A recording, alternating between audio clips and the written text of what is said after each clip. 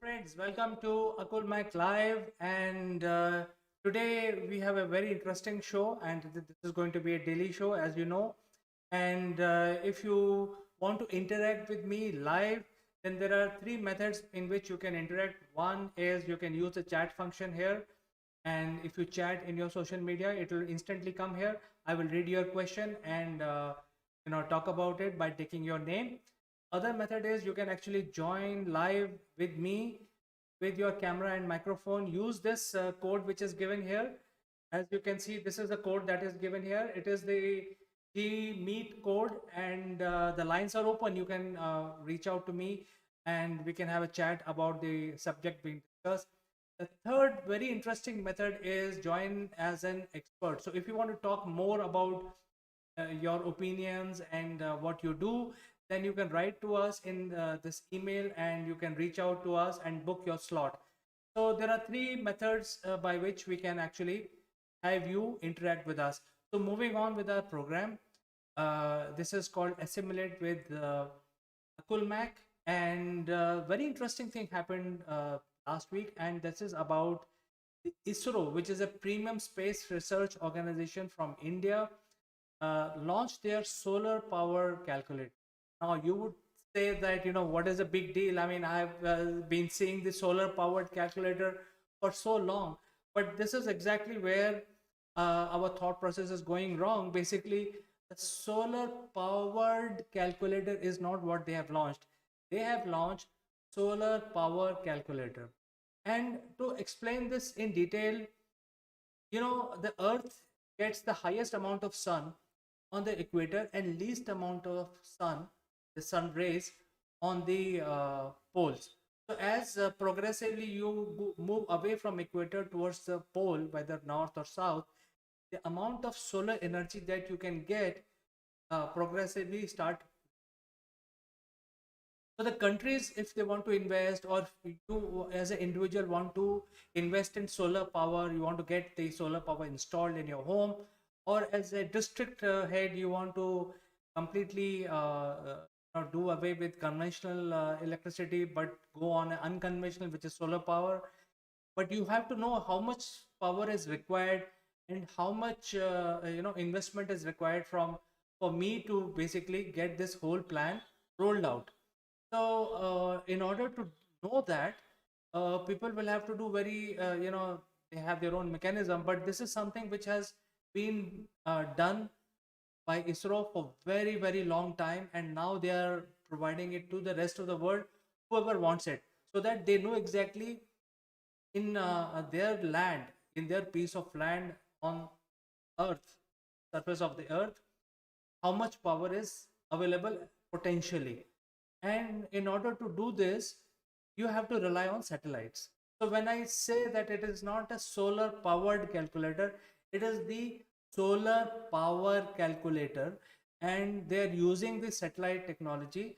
And for this activity, the geosynchronous satellites are used, simply because they are stationary, as the name suggests, and they are way far away from Earth, almost like 36,000 kilometers, and then they start rotating in 24-hour orbit. And as a result, they will stay stationary on a place on the Earth. So ISRO has been pioneer in launching their geostationary satellites. They've been doing it for last 20-30 years, and the calculator will actually give you potential solar energy which is available on the piece of your land, and they use the satellite technology. They will, so in the application all you have to do is key in your coordinates, latitude and longitude, and the application will tell you what is the potential of the solar energy that point on earth gets.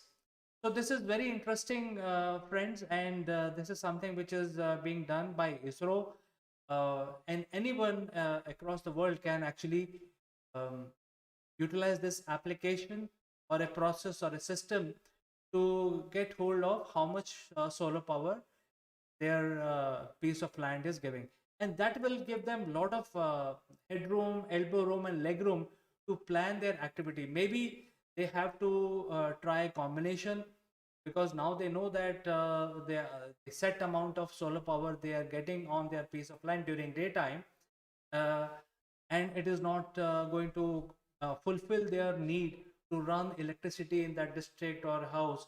So they can then start planning in terms of whether they need to go for conventional power, or they need to go for wind power, how much solar energy they can generate, and how much deficit they have which needs to be fulfilled somehow.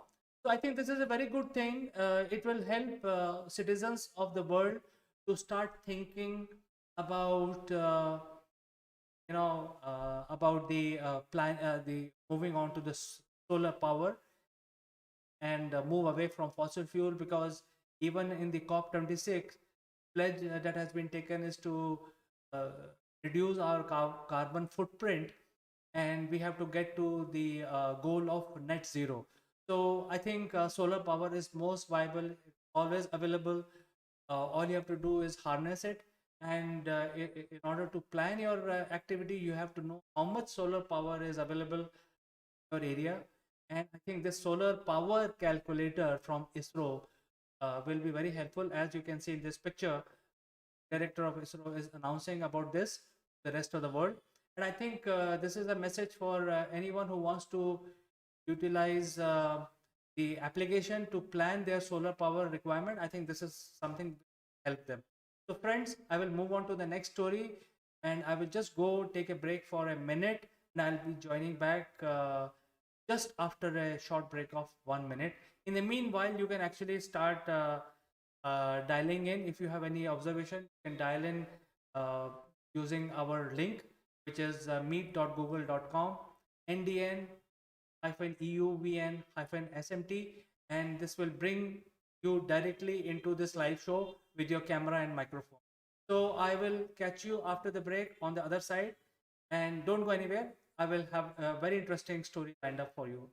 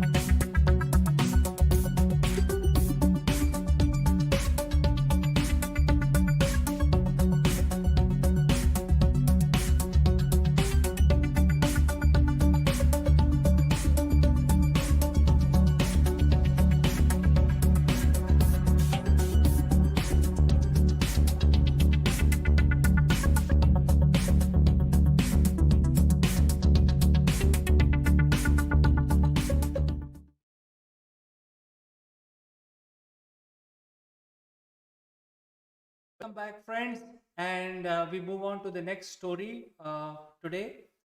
And today being the festival also, but this is a very interesting story. I think it is relevant to the business people, and this is a ruling given by Supreme Court of India. And the ruling is that in case some company does something wrong, and they get caught in income tax or some sort of procedural activity which they get caught. So what we have been seeing in the media is that immediately their directors are arrested and put behind bars. So many times it could be a system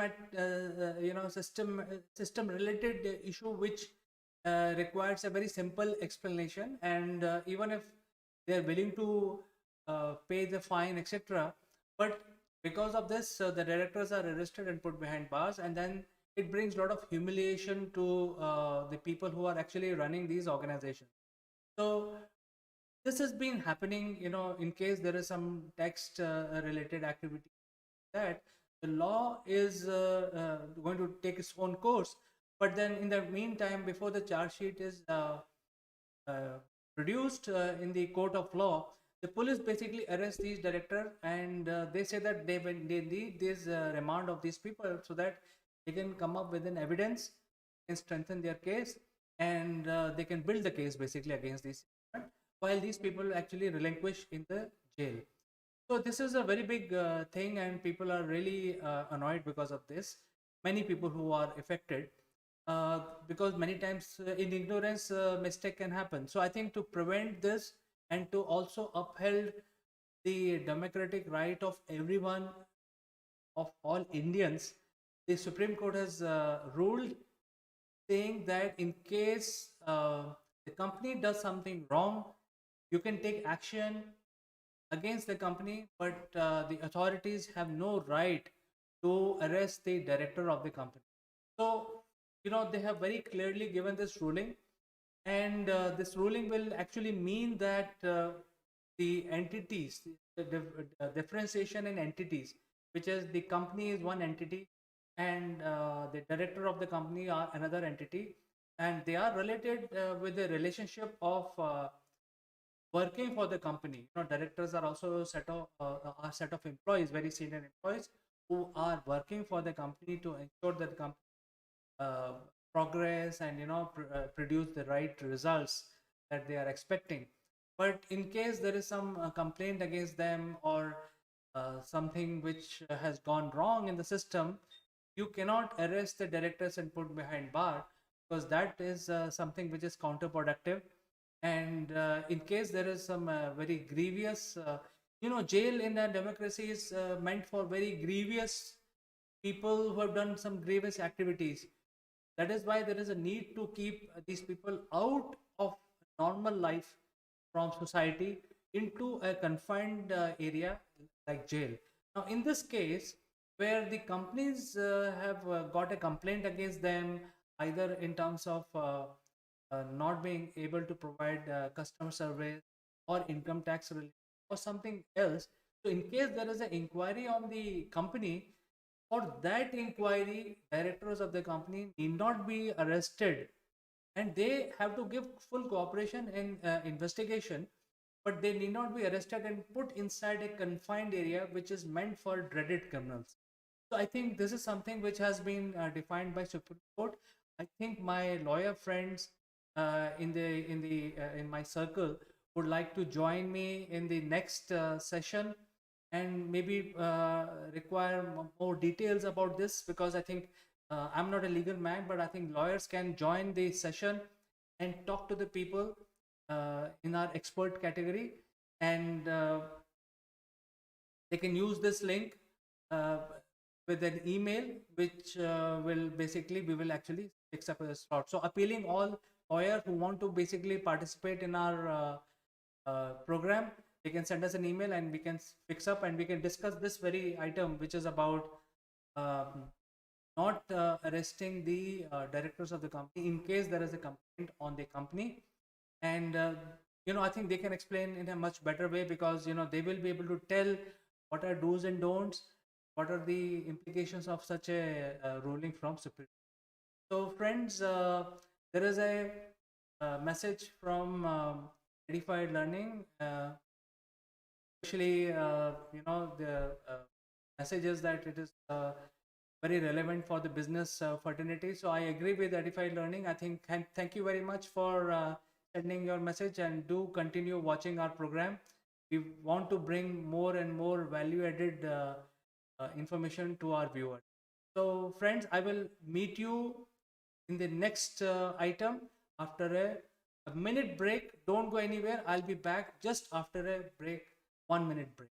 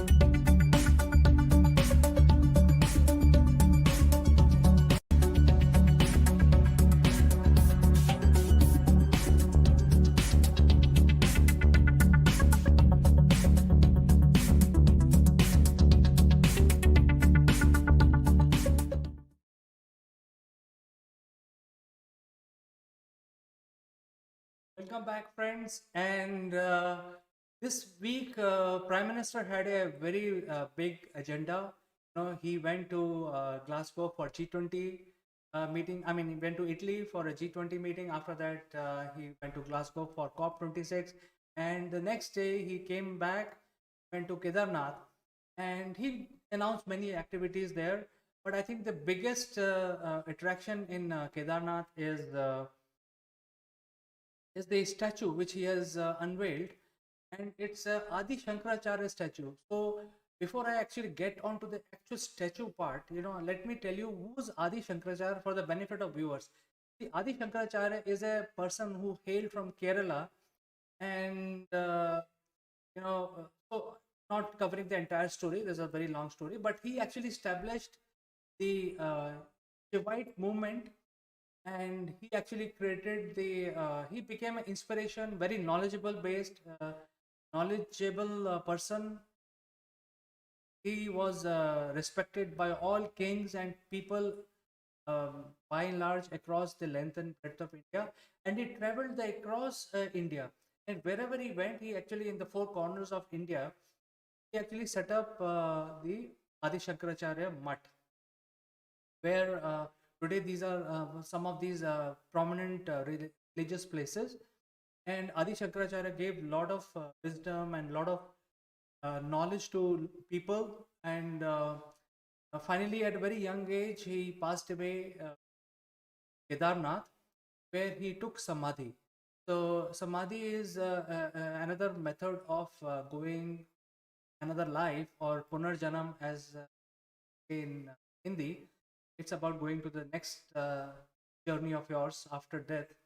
So instead of cremating the dead person, in case these are very enlightened soul, and there is a method defined in Hinduism where they can samadhi inside in a pit, and they can actually, there's a process, there's a whole lot of process and procedure to take a samadhi. So samadhi, and this place where he took samadhi is called Kedarnath.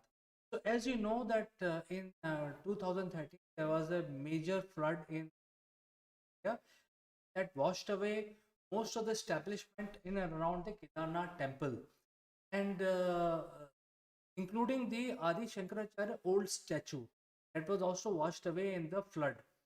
So a lot of activities have been going on.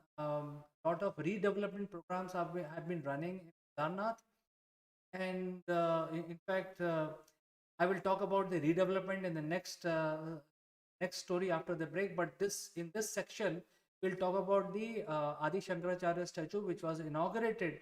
This new statue was inaugurated by PM Modi in Kedarnath just 2 days back. And the salient feature of this statue is very interesting, because this is a 12 feet high statue, and it has been created by a very well known, well established artisan from Karnataka, and this is made of a stone which is very resilient to weather, so sun, water, and other wind erosion and all that. Very, very hard, very sturdy rock using which this statue has been created, and it's 12 feet high. As you can see, it's a big statue. Before the statue was the sculpting of this statue was undertaken, 9 different designs were presented to the government of India, and eventually all these 9 designs reached PM Modi bureaucracy, and finally he actually chose this one, this design. And as you know, many of you may be knowing that Modi, during his young time, he had spent almost like 3 years in Kedarnath area trying to find answers why we are, etc., and many more questions he be having in his mind. So he went on a life like a hermit in Kedarnath when he was young. So he has a very strong bond with this area, and that is why he actually decided that the statue of Adi Shankaracharya, Guru Adi Shankaracharya, has to be like this, and this is now installed in Kedarnath. I think it's very, very interesting, very detailed, and if you can see, this is minutest of the details have been captured in this sculpture. It's amazing. I think it's really amazing. I am now waiting for corona pandemic lockdown related issue, or even the pandemic related issue, to go away in the past, so that we can freely move around and go without any risk to Kedarnath and have a darshan of Lord Shiva, and also get to see the statue of Adi Shankaracharya ji. So I think this is amazing. This is something which is quite heartening to see that the reconstruction of the Kedarnath township is going on, and in a very modern way. So don't go anywhere, friends. I will join back and give you more information of what is going on in Kedarnath in the next story after the break. Don't go anywhere. I'll be back after a minute.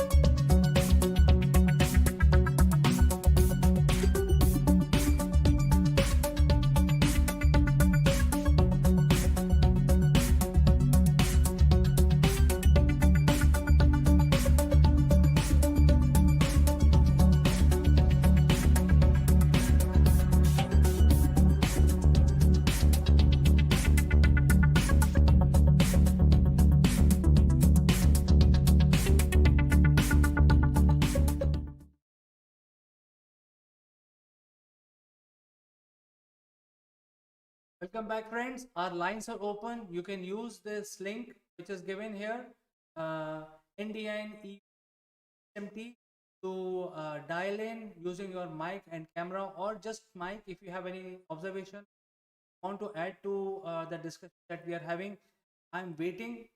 Join, and I will bring you live or show. Or if you want to join as an expert, send us an email, and we will schedule your slot, and we will get you in the future programs as an expert. So, friends, moving on, I think we were talking about Kedarnath, and the Kedarnath, we were talking about the statue. However, the Kedarnath redevelopment program is on full swing, and as you can see, Kedarnath, there is no road which will take you there. So, I think the last journey from the last motorable road, you have to do it on foot, or on a horse, or a pony, or different cradle. So if this is quite high, and this is a sort of a small plateau on which the temple has built. Surprisingly enough, there are two rivers which flows on the side of the river. So during the 2013 flood, most of this town which was built, and a lot of dharamshalas and hotels and shops for pilgrimage were washed away. A lot of people died. They something like estimate perished. However, unofficially, some people say more than 200,000 people perished in flood. Was very, very devastating.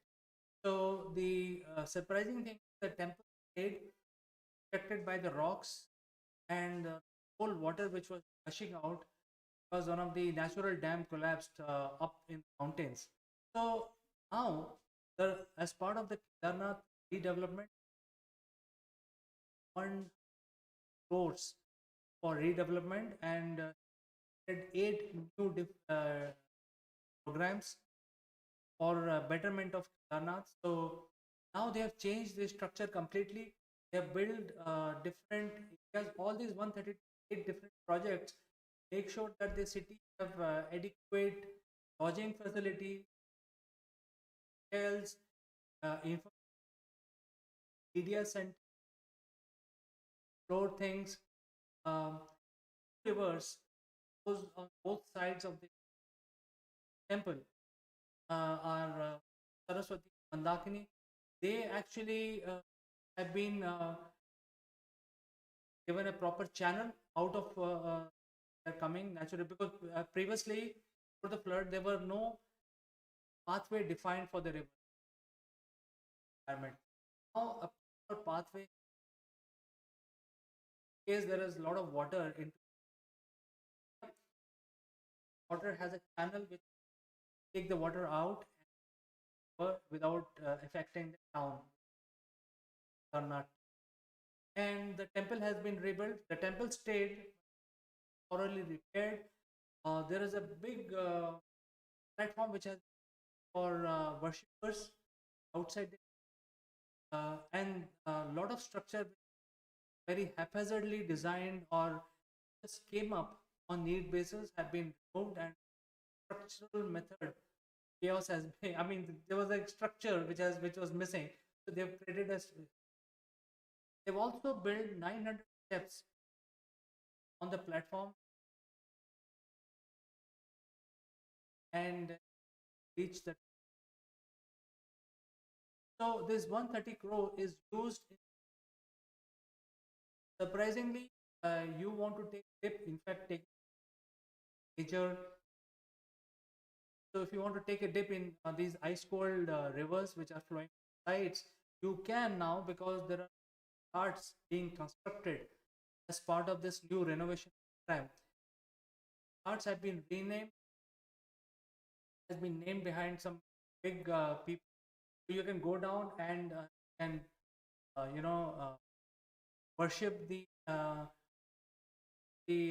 Lord, and also take a holy dip these rivers. So there are guards, multiple guards are coming, that there are no crowding in one area. At the same time, there are proper token systems, that there is no proper queue, unnecessary crowd built up. So to ensure all of this, all the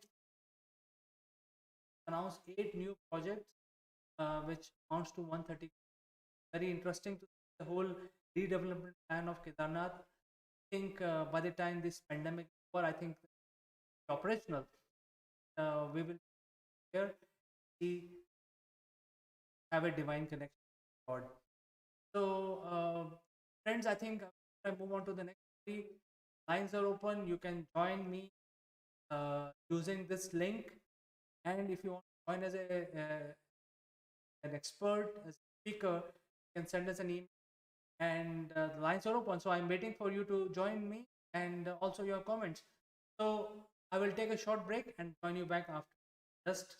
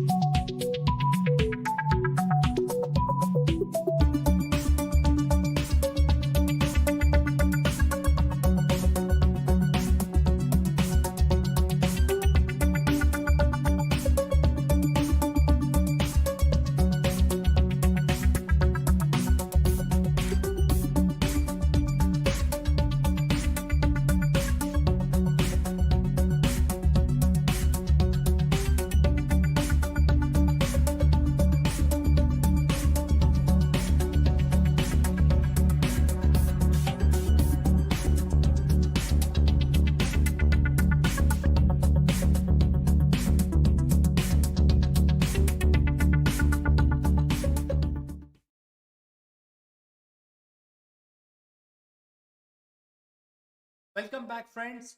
China was missing from the global forums last week. They were missing from G20, also missing COP 20. Um, so why, all why they were missing? Why they are one of the most populous country and the environment related are definitely genuine or everyone should be a genuine concern. Not only the leadership, but also the people of the world. Also includes China with their 1.5 people. So why they were missing in action? Why they were not participating uh, of these global forums? I think this requires my attention. The whole point is that the China has come up in a communist country. We don't know what goes on inside that freedom to people. Yes.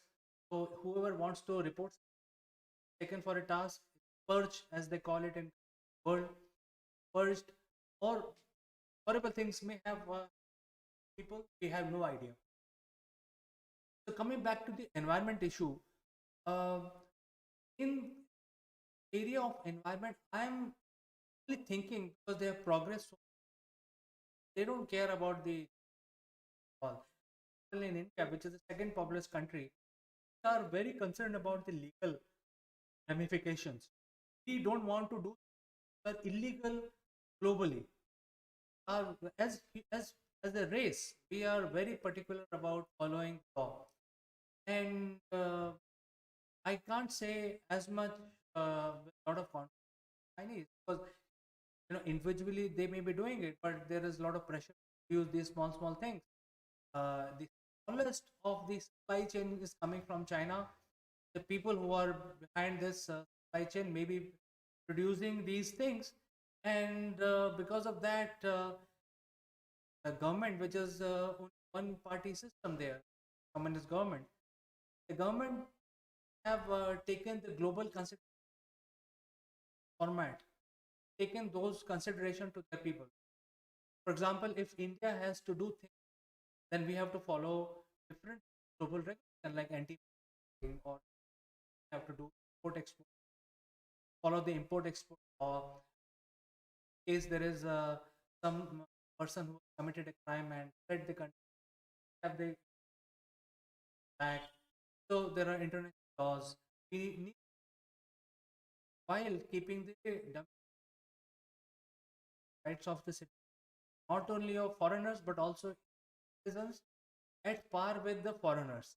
So the Indian citizens' freedom is equal to any free citizen across the world.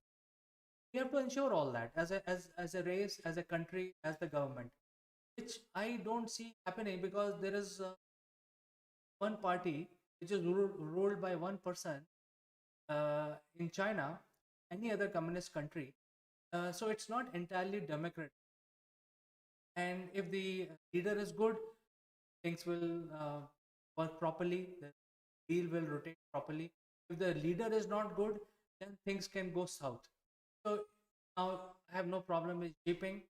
He is a great leader. His intentions are good for his people.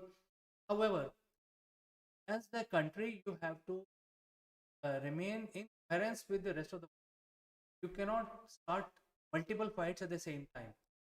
So I think this is something that they are doing, at least in the media, are always part of a heated debate. However, they were missing from these forums, which are very important for the world itself. So I think they have not created the ecosystem for environment. They have actually built their industry and the global supply chain today based on violating a lot of environment friendly policies, environment processes. And we all know that none of the living, I mean, they have zero ethics for the rights because the habits are like that. So I think when it comes to environment, the animal protection is also part of that. animals, eat them. So I think the whole ideology of China as a country dependent on violating different global laws. There is no democracy. Nobody can object to what the government, and within the government, only certain people will have the power, most power. Rest will be just followers.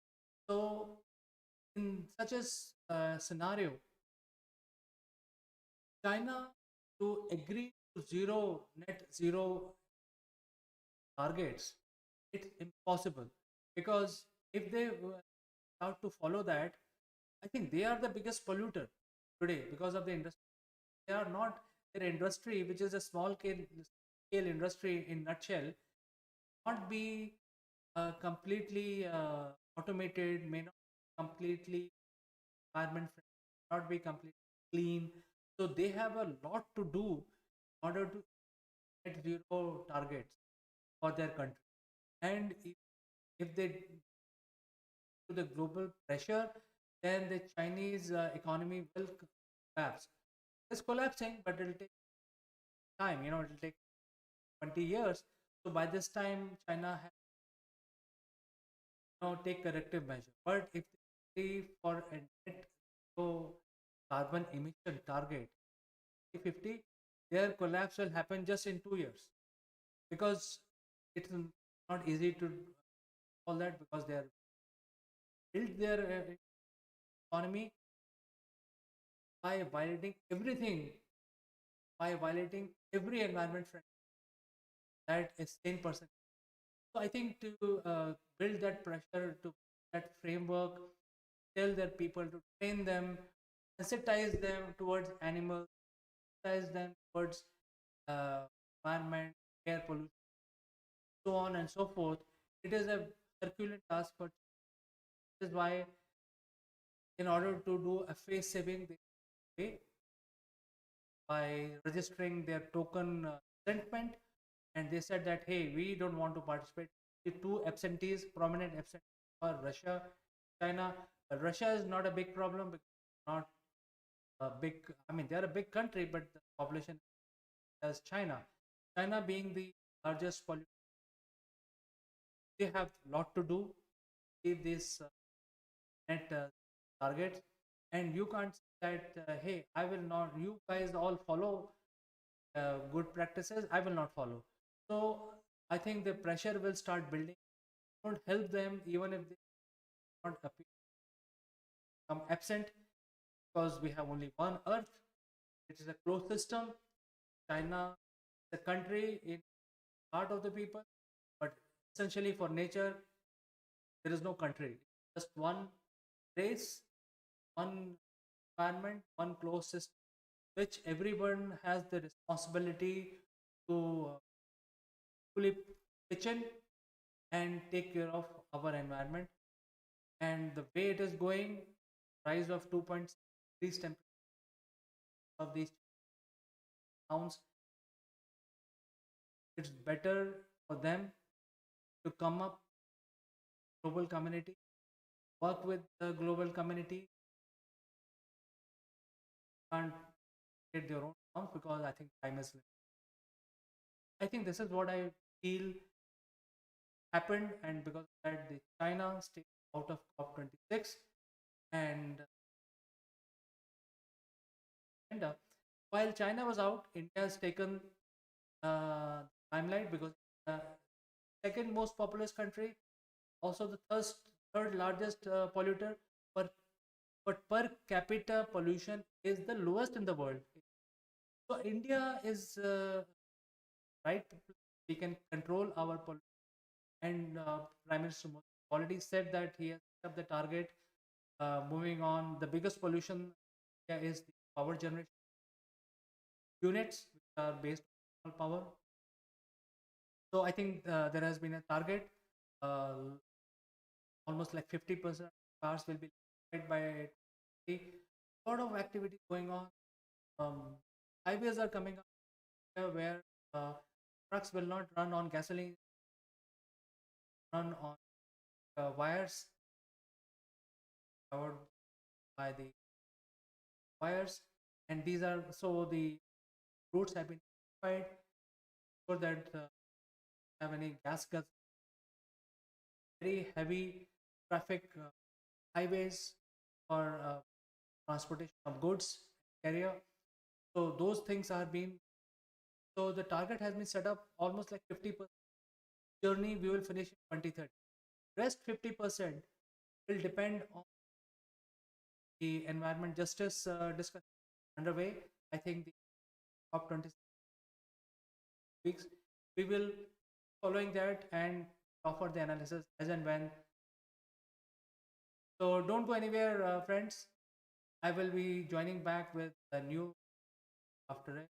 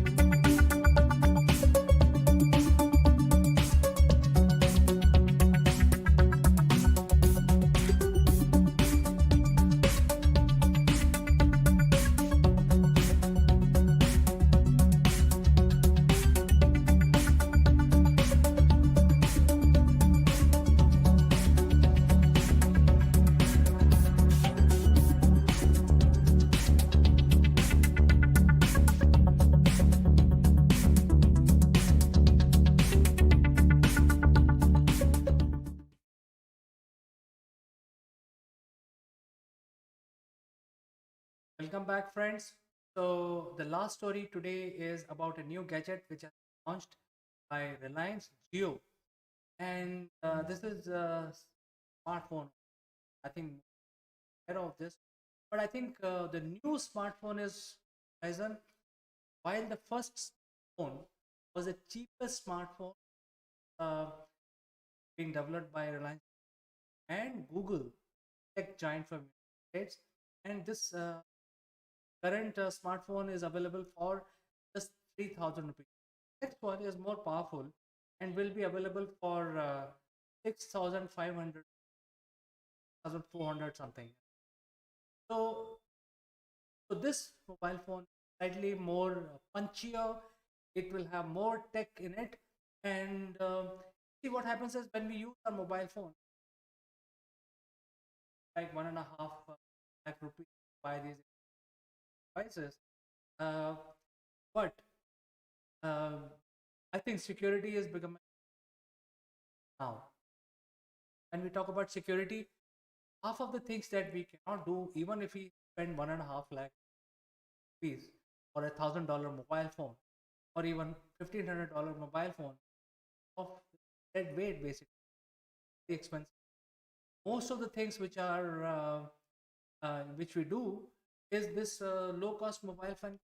90% of our activities that we do today, WhatsApp, checking, browsing, watching a movie, this device, which is a low-end device, just 6,500 is going to be launched very soon, a couple of months' time by Reliance Jio, and this is going to do most of the things that we mobile devices, smart devices for.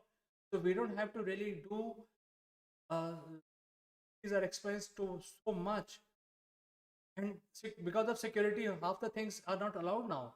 What was allowed, applications are allowed, like app are not allowed anymore. So what's the point in having an expensive mobile device when you 90% of your job is taken care by this device? So I think this is so interesting, and it's logical. The thought process behind this device is also very logical. It is going to be Android powered, and they have created a new OS called Pragati. There's an Android OS.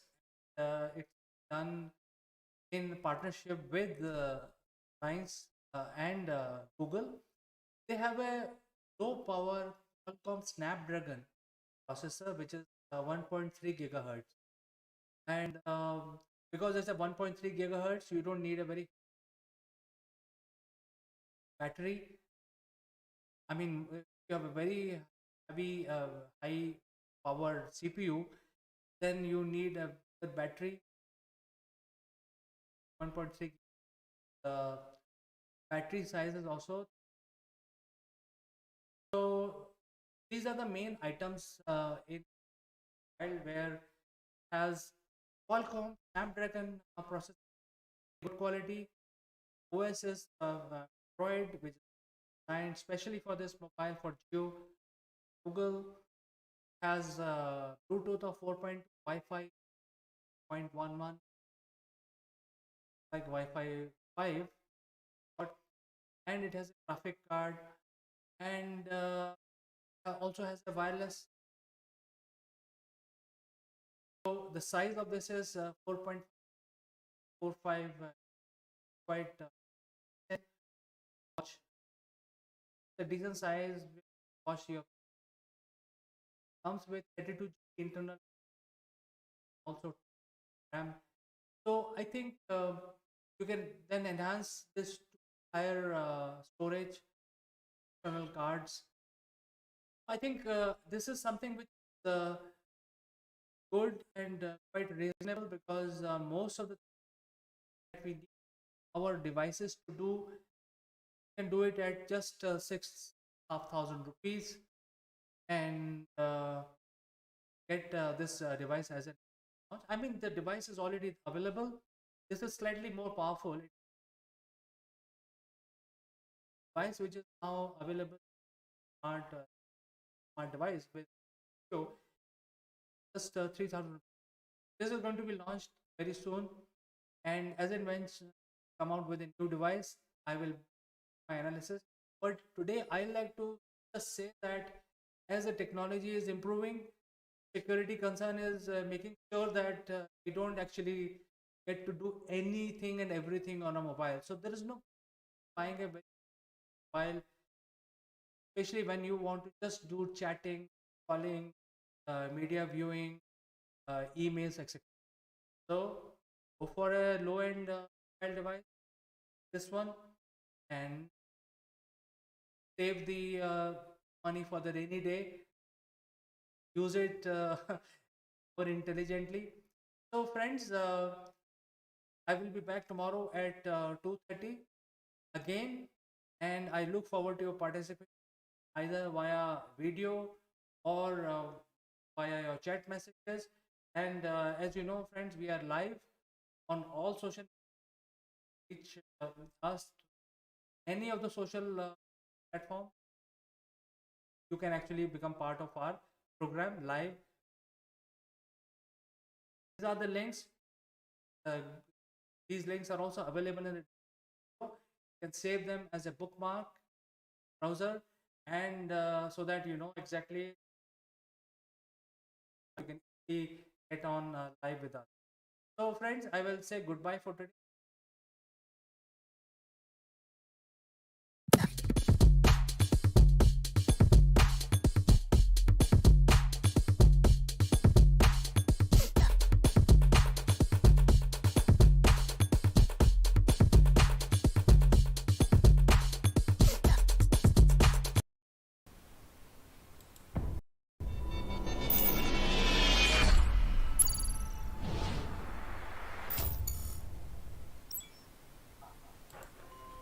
Hello, friends. This is Chandrakant from Akulmach, and welcome to the legal matters. And today is Sunday, and all of us are glued to the screen nowadays and watching the news also most of the time. And we are hearing so many court cases being filed between politicians, and we keep hearing these words very, very often in the news, that is cognizable and non-cognizable offenses. So one guy filing a defamation suit, and it is cognizable, and sometimes it is non-cognizable. So these are very, very technical terms.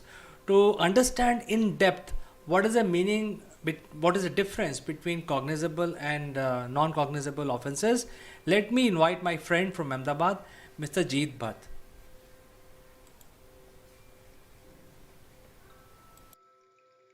Hello, Chandrakant. Thank you for having me on this show. And yes, as you said, today's topic, these are legal jargons, as we call it, and are of course not just complicated but also difficult to understand for layman. And therefore, today I'm going to speak about this topic about cognizable and non-cognizable offenses, and also how the offenses under the Indian Penal Code are classified into being cognizable, non-cognizable, bailable, non-bailable, and compoundable and non-compoundable offenses. So these are the three criteria under which the offenses in the Indian Penal Code are classified. An offense is either compoundable, non-compoundable, cognizable, non-cognizable, and bailable or non-bailable.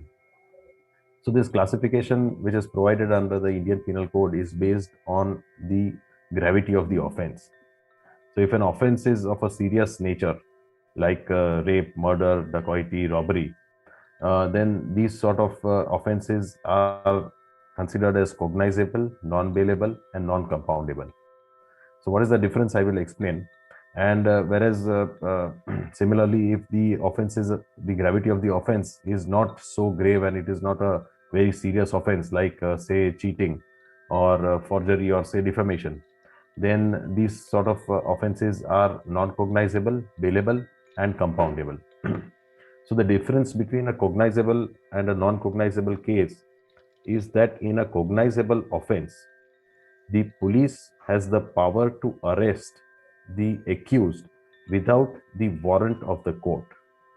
And whereas in a non-cognizable offense, the police cannot arrest without the warrant from a court. So this is the basic difference between these two categories of offenses. A cognizable offense is always a serious offense, whereas a non-cognizable offense is not a serious offense, and where the maximum punishment is 3 years or less than 3 years. So another classification which the Indian Penal Code prescribes is that an offense which has a punishment of higher than 3 years would be a cognizable offense and would be non-bailable. Whereas if the punishment is maximum 3 years or less, then such offenses which are the gravity is less would be non-cognizable and bailable. So non-cognizable meaning that the police itself cannot register an FIR. It will have to send the complainant to the court, and only after taking permission from court, the police will be in a position to investigate, and thereafter, after the arrest warrant, they can arrest.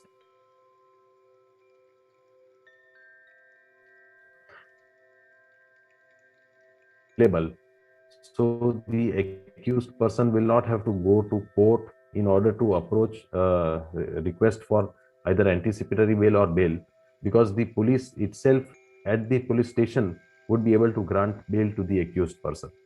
So the arrest would not be imminent and arrest would not take place in a non-cognizable and bailable offense. So this is the first difference. Whereas in a cognizable and non-bailable offense, cognizable in the sense that the police will have the authority to register the FIR without sending the complainant to the concerned metropolitan magistrate or a concerned magistrate, a judicial magistrate first class, and the police can itself start the investigation immediately upon the receipt of the information of a cognizable offense. So the police has the power to investigate a cognizable offense from the moment when the police gets the information that an offense, which is in the nature of a cognizable offense, is committed. So any person who sees, witnesses, or is a victim of any offense brings to the notice of the police officer the commission of a cognizable offense, the police will immediately first register in its diary and thereafter issue a first information report, which is known as the FIR, which is also considered to be the starting point of the criminal investigating agency.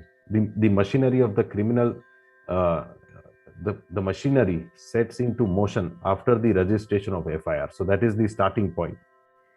The FIR, basically, you have to inform either a victim or any person who has seen the commission of a cognizable offense has to inform the concerned police station that this is what has happened. And if it is a cognizable offense where punishment is more than 3 years and the code itself prescribes that it is a cognizable offense, then the police officer will immediately register an FIR, put an entry into his police diary, and immediately start the investigation. So, in a cognizable offense, the police has much the power to investigate according to the Code of Criminal Procedure. So, it can carry out all the process of investigation after the registration of FIR. So, this is the basic difference between a cognizable and non-cognizable offense. Whereas bailable and non-bailable also, as I said, that it depends on the gravity. If the offense that is committed, which the Indian Penal Code prescribes a punishment of 3 years or less than 3 years, it will be a bailable offense. So, in case if the offense is registered and the accused person is called to the police station, the police officer himself has the power to grant him bail. So, he will not have to approach the concerned court, and the court will, the police officer itself will grant him bail. So this is the difference between a bailable and a non-bailable offense.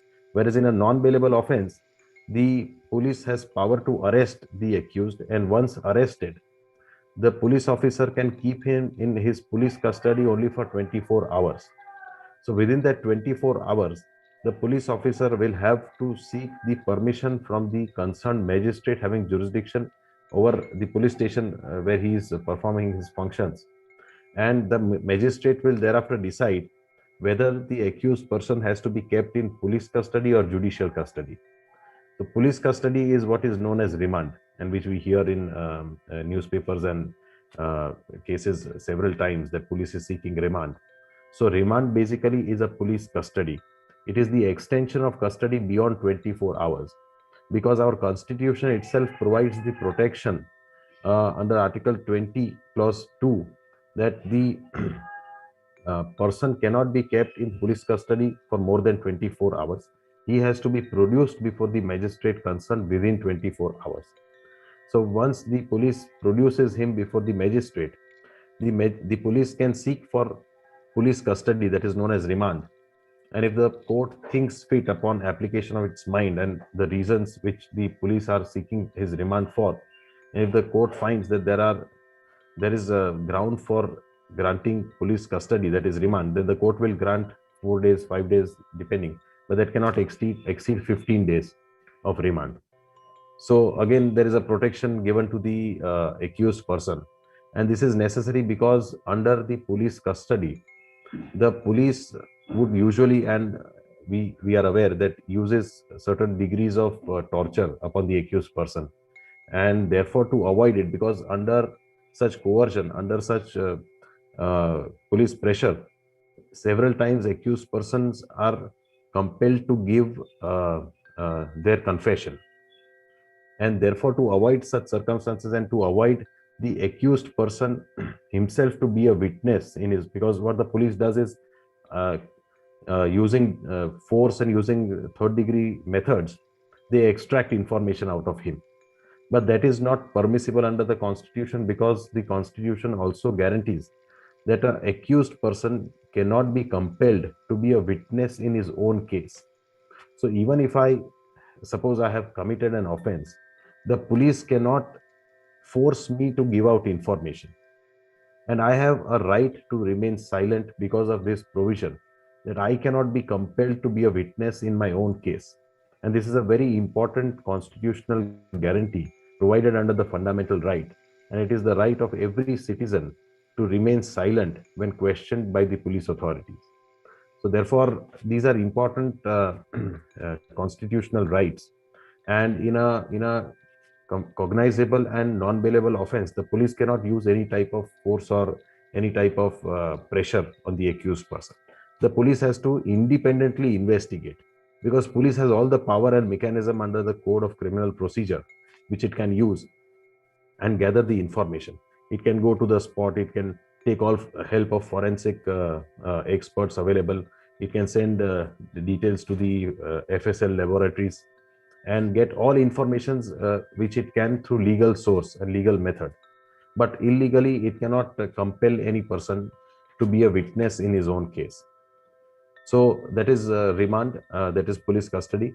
And if the police custody is denied, then the accused person will be sent to judicial custody. And the judicial custody is what we known as the central jails. So where in central jail the accused persons are kept, either they would be under trial, because till the trial is pending, they would be known as under trial, and they would be kept in the central jails in different barracks. So then the investigation has to be completed if the person is under custody within the period of 60 days or 90 days, depending upon the offense that is registered against him. Mostly in offenses where punishment is less than 7 years, the time period for completing the investigation is 60 days, and where the punishment is more than 10 years up to life imprisonment, the time period for investigation to be completed is 90 days, if and only if the accused person is in custody. And also there is a provision that if the investigation is not completed within this 60 or 90 days, depending on the offense which is registered against him, then the accused person is entitled to default bail. The accused person, upon making an application, will have to be released on bail if the investigation is not completed within 60 or 90 days. So this is a mandatory provision which gives again protection to the accused. That is, the police officers are taking longer period than required in completing the investigation, then the accused is entitled to default bail. So without going into the merits, without going into what offense it is, without going into the gravity and the nature of allegation against him, the accused is entitled under the law to be granted bail if the investigation is not completed within 60 or 90 days, depending on the offense registered against him. So this is again the question of remand and the question of bail. But if the court, concerned court, upon production of the accused to the magistrate, rejects his remand application and sends him to judicial custody, the accused person also has the right to approach the higher court for granting regular bail. And the sessions court as well as the high court, and also he can approach up to the Supreme Court for grant of bail, and that matter can be decided by the higher courts. So the third is, after bailable, non-bailable comes compoundable and non-compoundable offenses. So the difference between compoundable and non-compoundable offense is that a compoundable offense can be settled with the victim or the complainant, and the court can compound the offense and release the accused person. Whereas in a non-compoundable case, which is of very serious nature, because the prosecution is always led by the state, because the state has a role in ensuring not just that a proper and fair investigation is done, but also the truth comes out in the matter. And if the offense is of a serious offense, then the offense is against the society. An accused person who is accused of a charge like murder or rape should not be permitted to settle the dispute outside the court with the complainant by giving some amount of compensation, and the accused person cannot be set free. So in serious offenses, the offenses are non-compoundable, which cannot be settled outside the court with the complainant or the victim.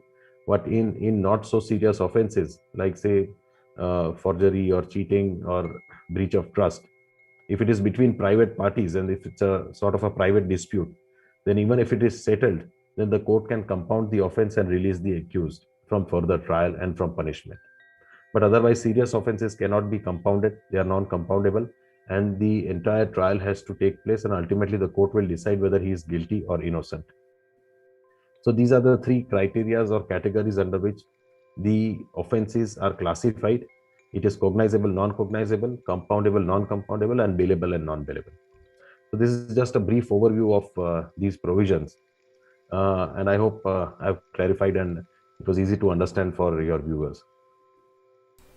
Absolutely. I think it was very crystal clear, and you have given a lot of details, and you have given examples, and you have given the procedures, and the flow of how things happen in the court. But one question that is coming to my mind, and that is, in fact, you have explained that who has the authority and all that, but many times it can be manipulated in the court, where a simple offense can be manipulated to become a non-cognizable offense. So, is there a possibility of such an occurrence where a simple offense like cheating, can be a non-cognizable offense? So, well, it happens several times that the police don't conduct a fair and impartial investigation, because the role of police is not just to ensure that evidence is collected against one X person, Y person, or Z person, but the role of police is to do a fair and impartial investigation so that the truth may come out. So, for example, if I may give you that in a case of suicide by wife, suppose if the wife uh, uh, the wife commits suicide after marriage within say couple of years, and the allegation of the in-laws or of the wife's parent is that there was a trauma given to the wife by the husband and his in-laws, her in-laws. So then the police has to also see, not just gather evidence against the husband and the in-laws, but also to see that what was the mental frame of mind of the accused, what circumstances that led her to commit suicide, whether she was suffering from any mental illness, like was she under depression, or was there any suicidal tendencies, and whether she was taking proper advice from the doctor, whether she was under medication or not. And if ultimately, if it is found that she was depressed, she was having suicidal tendencies, then the police officer also has to bring out those during his investigation and to give his opinion that whether circumstances existed that the husband and in-laws tortured the wife to such an extent that she took her life, because otherwise it would not be abatement to suicide, an offense which is of a serious nature, if the wife herself was having suicidal tendencies or was under medication for depression. Because then the reason is not that the husbands have or the husband or in-laws have committed such amount of torture against the wife, but it is her mental uh, problem herself which led her to commit suicide. So therefore, proper investigation, a fair investigation, is absolutely crucial and important, because otherwise it can lead to travesty of justice. And as a old maxim under the common law, which says that 99 accused person should go scot free, but not a one single innocent person should be convicted of an offense.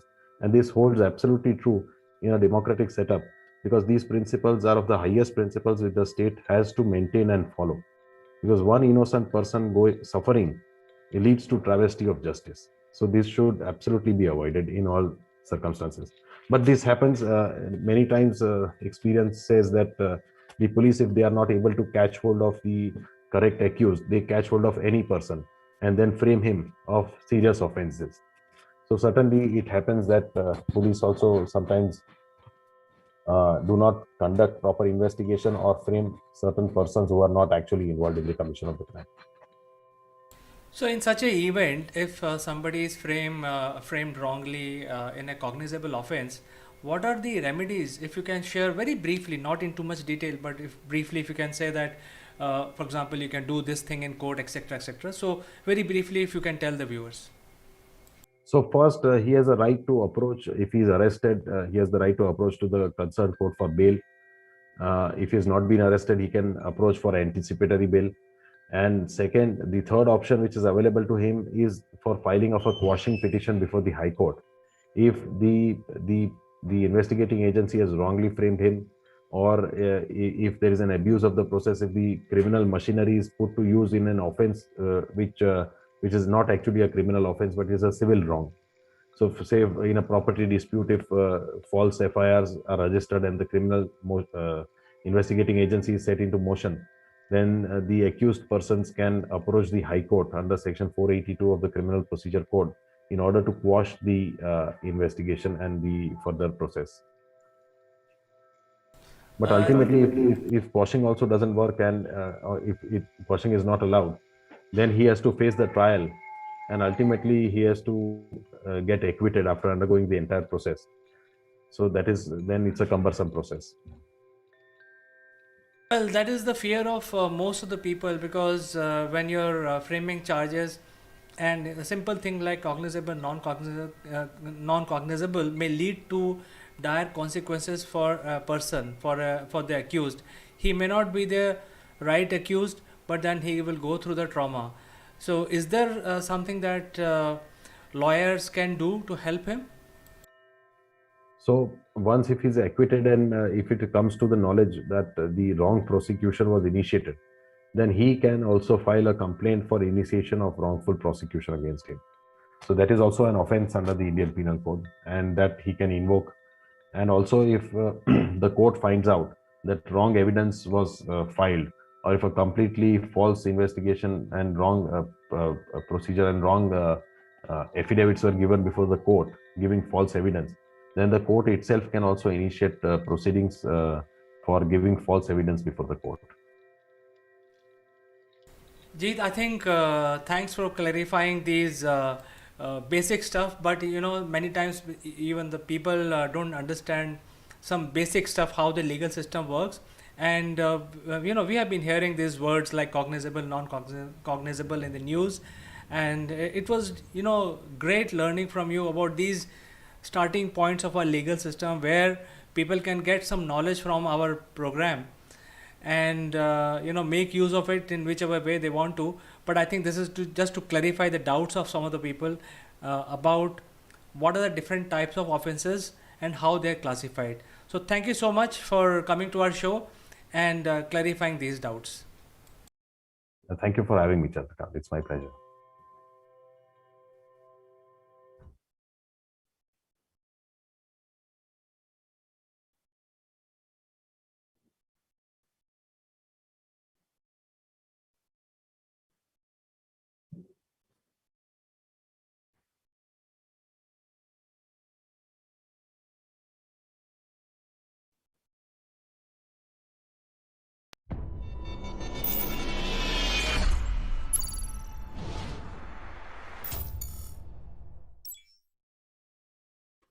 Hello friends, welcome to Akulmach Live. I'm Kanchan Verma, and today in this episode we'll be discussing about Environment Day. The theme of Environment Day was ecosystem restoration.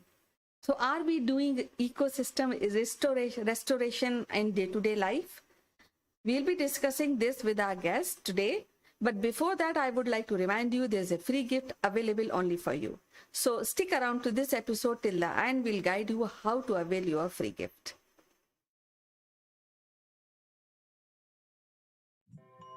Hello friends, welcome to the show, and today we are discussing about Environment Day, which we celebrated on 5th of June 2021. Now it was started in 1973 by United Nations. So the Environment Day means different to different people. So I will be asking to my guest today, Ritu Gupta, to tell us about this and what this day means to her. So welcome to the show, Ritu. How are you doing today? Thank you, Kanchan. Thank you for inviting me to the show, and I'm absolutely fine. Thank you, and I hope you're also doing fine. And it's a pleasure for me to be invited on your show to discuss a very important topic, which is about environment.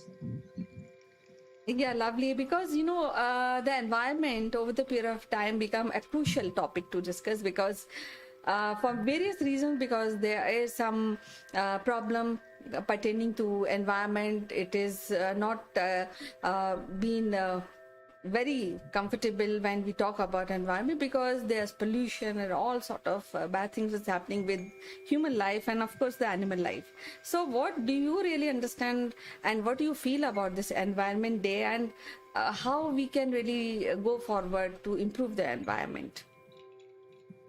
Yeah, I think it's a very nice thing to celebrate Environment Day. And, what I really, for me, the celebration of Environment Day means to say thank you to the God for giving us such a lovely environment, giving us oxygen that we are breathing and we are alive. But at the same time, in today's present scenario, I feel that Environment Day celebration means that we should make other people aware about how to keep our environment clean and green and not to create mess for the future generation. So this is something which we have got free of cost from the Mother Earth, and we should really preserve it and be grateful for it. This is what I personally mean by Environment Day celebration, and also by planting one tree at least by one family or a person. Yes, and this year 2021, approximately 143 countries participated to celebrate this Environment Day in this June. Yes. And but lately, there's an American research that found the environment is changing every day and it's changing rapidly. And we also feel that we have to do something about our changing environment. Though the topic of this Environment Day was ecology restoration.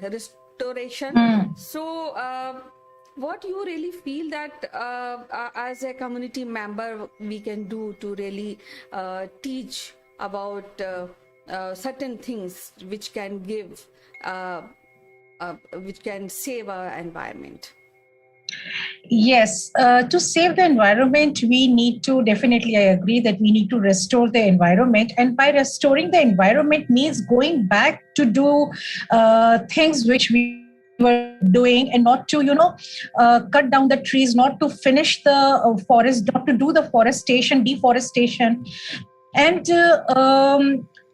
global warming, the environment is changing. It's because of global warming. The change of environment is there everywhere, not even in bigger cities, but when you go to the rural areas also. And I think it's all over the globe because of our present lifestyle, our habits, and because of so much of population. There's so much of population everywhere, and everyone is creating some kind of garbage. So the creation of this garbage is definitely leading to the change of environment. You see the glaciers are melting. It's because people have reached everywhere. They're living everywhere. They are doing all kind of commercial activities, which should be stopped. Of course, you have to do commercial activities, but then there are some rules, some norms which have to be followed, and we should not play against the Mother Earth. So, as a community member, I feel that anyone who's living in a society, who's living in a community is a social animal, and we at our end we should create awareness. We should plant trees, and in present pandemic times, since we cannot go out of the house, by staying in the house, we can create a community group on WhatsApp, perhaps send each other text messages also, send out the research paper for other person to read, that what is environment all about, why things are going so bad, so that there is some awareness. And when things become normal, when we are able to go out, so we can do our bit of share, whatever we can, perhaps by planting trees, perhaps letting people know how to save water also.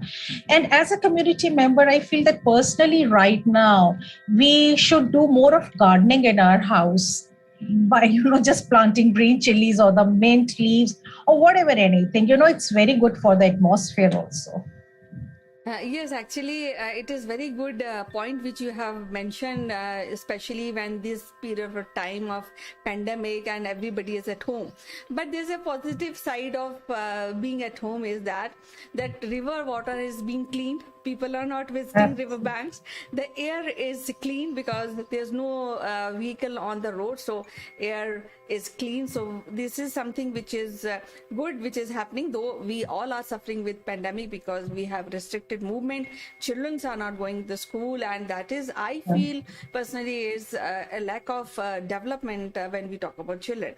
But there's one very negative aspect of this whole, especially pandemic, which has given, is like dumping these PP suits, gloves, masks, and that again is creating a problem for environment. So what you would like to suggest and guide people to really do with whatever they are doing, like dumping and increasing their footfalls in the hospital for small things, and going to giving away surgical masks, throwing it on the road sometimes if they are coming from somewhere. So that is one thing which is, I think, is a negative aspect of current time. Yes, you know the positivity, as you said, and I 100% agree. The positive side of this lockdown has been that we are not going out, so you see less of traffic on the roads. So there is no traffic. The air is clean. Since there is no traffic, there is no consumption of fuel. Also, the air is clean, and we can see birds, clean sky, blue sky. Everything is fine. But the negative part of this pandemic has been that people are wearing PPE suits. They are using so much of plastic in the hospital which has to be thrown. It's a garbage, it's a one time use. So there are ways that you can dispose it of. First of all, the sanitation staff, the kids, even the kids in the house, they should be taught, they should be informed, they should be made aware that these things should not be thrown anywhere. There is a way of dumping out these things, and then they are collected and then further disposed of in various other manners. It's a big process of how to dispose of these things, but then one should be very clear about, you should not be using these things till the time it is really essential, till the time it is very essential. So I think the development is required right now, the development of the brain, which can happen only by educating people about how to make your environment stay clean without these e-wastages and plastic wastages. Anyway, because we all know that plastic is really spoiling the environment, and because of this plastic, so much of carbon dioxide is being created in the environment, which further is changing the environment, the weather, the climate change is happening because of this. So at the moment, what we can do is make people aware about it, make them know, make them educate about all these things, give out the information also. Yes, global warming is creating a lot of problems to different countries and almost all the continents. And lately, I have heard that in Turkey is also facing a great problem because their seas are receding, and there is people are really working towards that. Fishes are dying, and it will be creating a Yes. lot of problem for them. But I feel communities in the neighborhood should rise and teach or practice about eco-friendly products. And that is, I think, which is very, very essential to kind of adopt that kind of lifestyle. And I think Yes.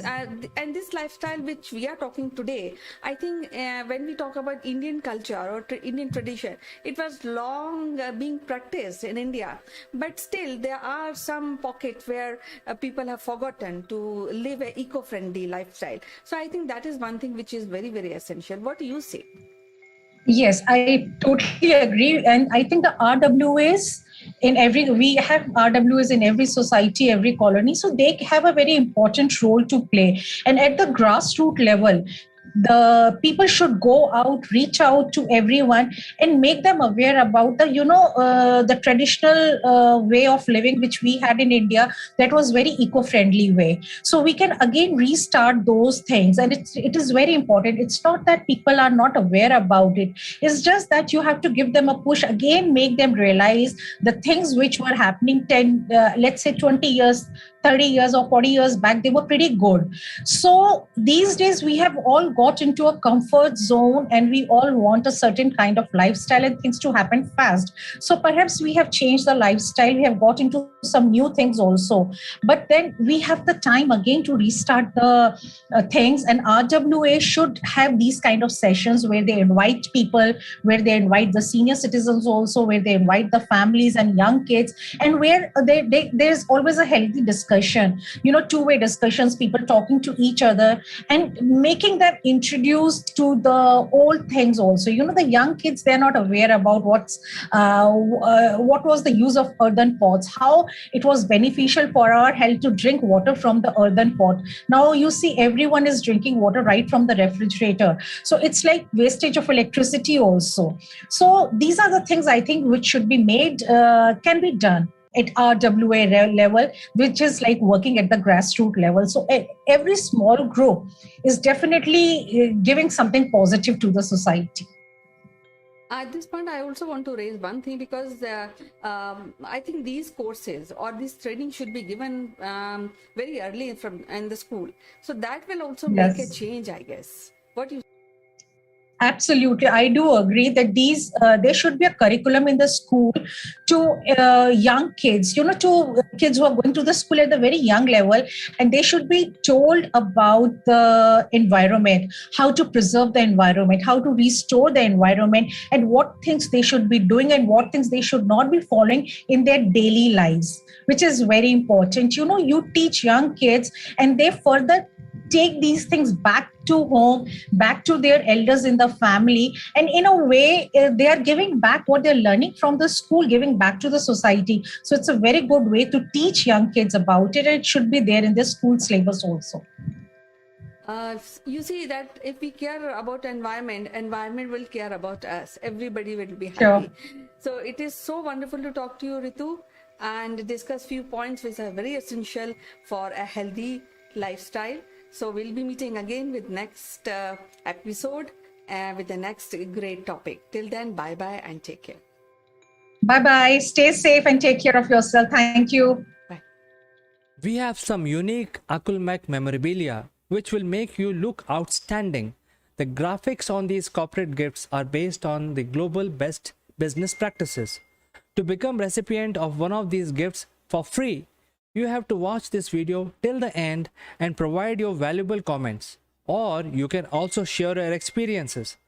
The person who makes the best comment would be chosen to become a recipient of these beautiful Akulmach gift, absolutely free, delivered to your doorsteps.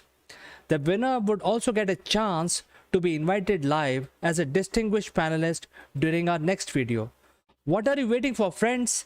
Please subscribe Akulmach and smash that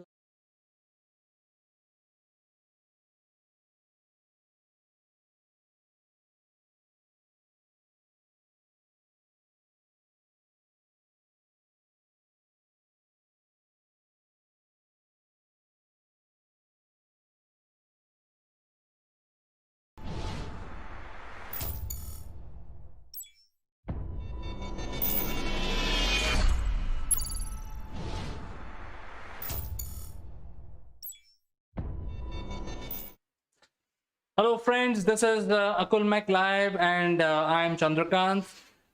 In our session today, we will talk about the support systems and how it is important for supporting our initiatives in business and personal life.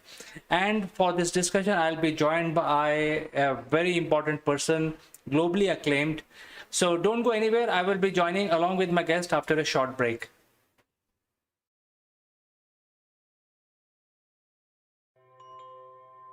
Welcome back, friends, and we are very pleased and honored to have Mr. Naval Gun, who is joining us from UK, and he is also the chairman of MindFit Limited.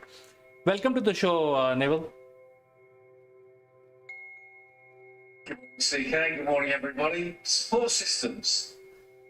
What an interesting subject, especially when, if you don't know what support systems you've got, how do you tap into them? So, CK, over to you.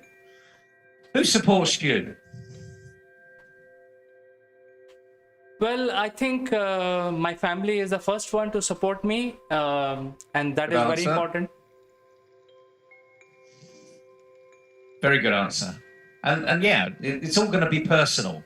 But there are three things that we can tap into when we look at support systems. There's the personal systems, the ones we automatically fall back on, that are personal to us, and they tend to be internal support systems. And then we have two types of external support systems. We have technology that we can fall back on, and we also have people. And it's the people one I think I'd like to talk a little bit more detail about today, because the people one is often missed. And it's certainly missed when you're talking about sustainable development goals, because we make an assumption that we're all in it together. Well, that's a support system in itself, isn't it? By just saying we're all in it together, what does that actually mean? So what does that mean to you, CK, in any context? Well, Naval, in fact, support systems are very, very important. You know, everything is required to sustain your personal life as well as your business life, your professional life. If one of these things are not working properly, for example, if antivirus fails, then everything else will fail, you know. My personal life will go for a toss. I will have to spend more time in fixing that antivirus, you know, 2 or 3 hours will go easily. So everything has to work. So as simple as an antivirus stops working today, for example, you know, it could swing the balance of personal and professional life into one direction. Similarly, if the front office executive does not turn up, you know, it could become a problem. If there is no payment from a client as expected, it could turn up, you know, things in things little bit south. So things like that. I think it's like a sort of coexistence of all these web of people who are coming together and making sure the systems are working, even small or large scale. I think that is what my thinking is, Never. Yeah, you're absolutely right, CK. And it's all these little things that we just make an assumption that they actually work. So, for instance, if you walk into a room and you switch the light on, you expect the light to come on. And when it doesn't come on, what happens to you? So this is the support system I'd like to look at now. What happens when things go wrong and there's no one else around and there's just you? Do you go off in a panic like a headless chicken and say, oh my goodness, you know, the world's going to fall in, nothing's, you know, the light switch is not working, Armageddon's coming, doomsday's here? No, that's unrealistic, but it just bores the point out that some people do panic, and they panic at different levels. So let's just keep on that little theme. When that light switch doesn't work, what goes through your mind? Do you have a logical mind? Do you have a focused mindset? So in other words, are there any other lights on in the house? So have I had an electricity failure completely? Are there other people in the street got lights? Because we're all connected, no matter where we live, we're all on the same electricity system. Is it that one light bulb that just needs replacing? Is there a bigger problem? And it's those internal mechanisms that we assume there, but when we come to rely on them in something as simple as you turned the switch on and the light didn't work, what actually happens to you? And just by these very small things, we can actually find out who we are. So we don't have to look in the mirror and think about all the worst case scenarios. We just need to think about the simple ones. So when your child comes home from school and they're crying because they've had a bad day or whatever, where does your mind go? Do you blame the teacher immediately? I know some people that do, actually. That's how ridiculous this can become. But it's that internal mechanism that we need to initially work upon. That's your first support system. And how do we know that we've got a really good internal mechanism? Well, I'm breathing currently, but I'm not telling my lungs to breathe. It's happening automatically. Blood is circulating around my veins. I'm not telling the heart to pump it because it's happening automatically. So we've got certain things that are in our system that happen automatically. And the beauty about what goes on in our brain is that we can make other things happen automatically too. We can have resilient support systems. So again, let's go back to turning that light bulb on. CK, what would go through your mind if you went into your house and you just put the switch on and nothing happened? Well, I think two things will happen immediately. One, the state of shock. Oh, there is no light, you know, and that will last for a few seconds. And after that, the logical thinking takes over and say, okay, fine. Let's examine the problem, where the problem lies, and then one by one eliminate. And that is what exactly goes on if the light bulb kind situation. And I think this is true for everything, you know. The first reaction is always, oh my goodness, you know, this is not working. What is going to happen? My day is ruined. And things like that. I think that's the first reaction. It depends. It takes about, some cases it takes about 1 minute to eradicate this feeling. In some other cases, it may take lesser, and some other extraordinary cases, it may take longer. But I think the first thing is, oh, this is not working. My day is ruined. You're absolutely right. And although we're just focusing on this one area, it's a really important area because it's the consequences of your actions. And ultimately, what you need is your initial support system to kick in so that you become confident, resilient, you're logically thinking, you're not making a mountain out of a molehill, and it's all those sort of things. And it's irrespective of whether it's turning a light bulb on or dealing with a real problem that's coming to the business. Someone hasn't paid their bill on time.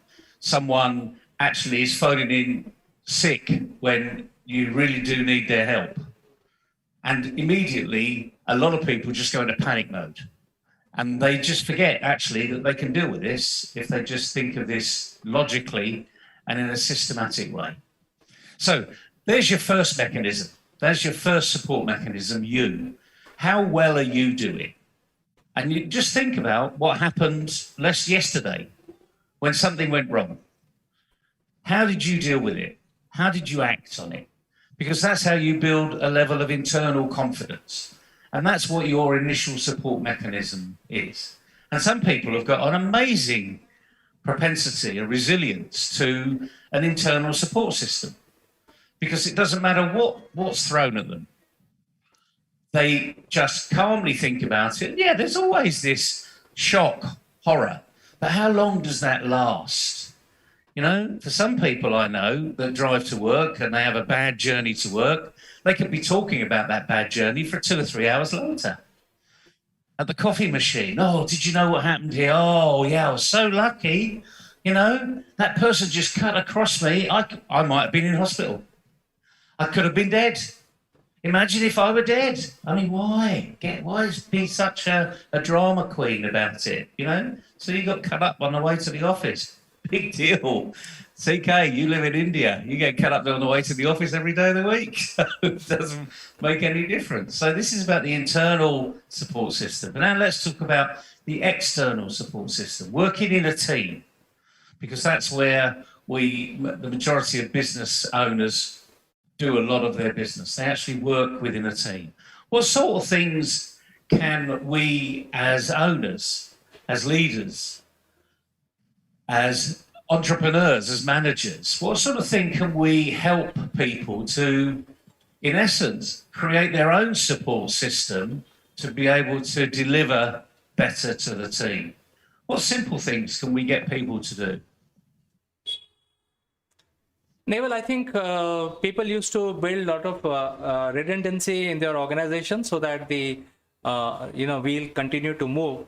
Unfortunately, none of those things exist today, even in a larger organization where you have backup of a backup of a backup.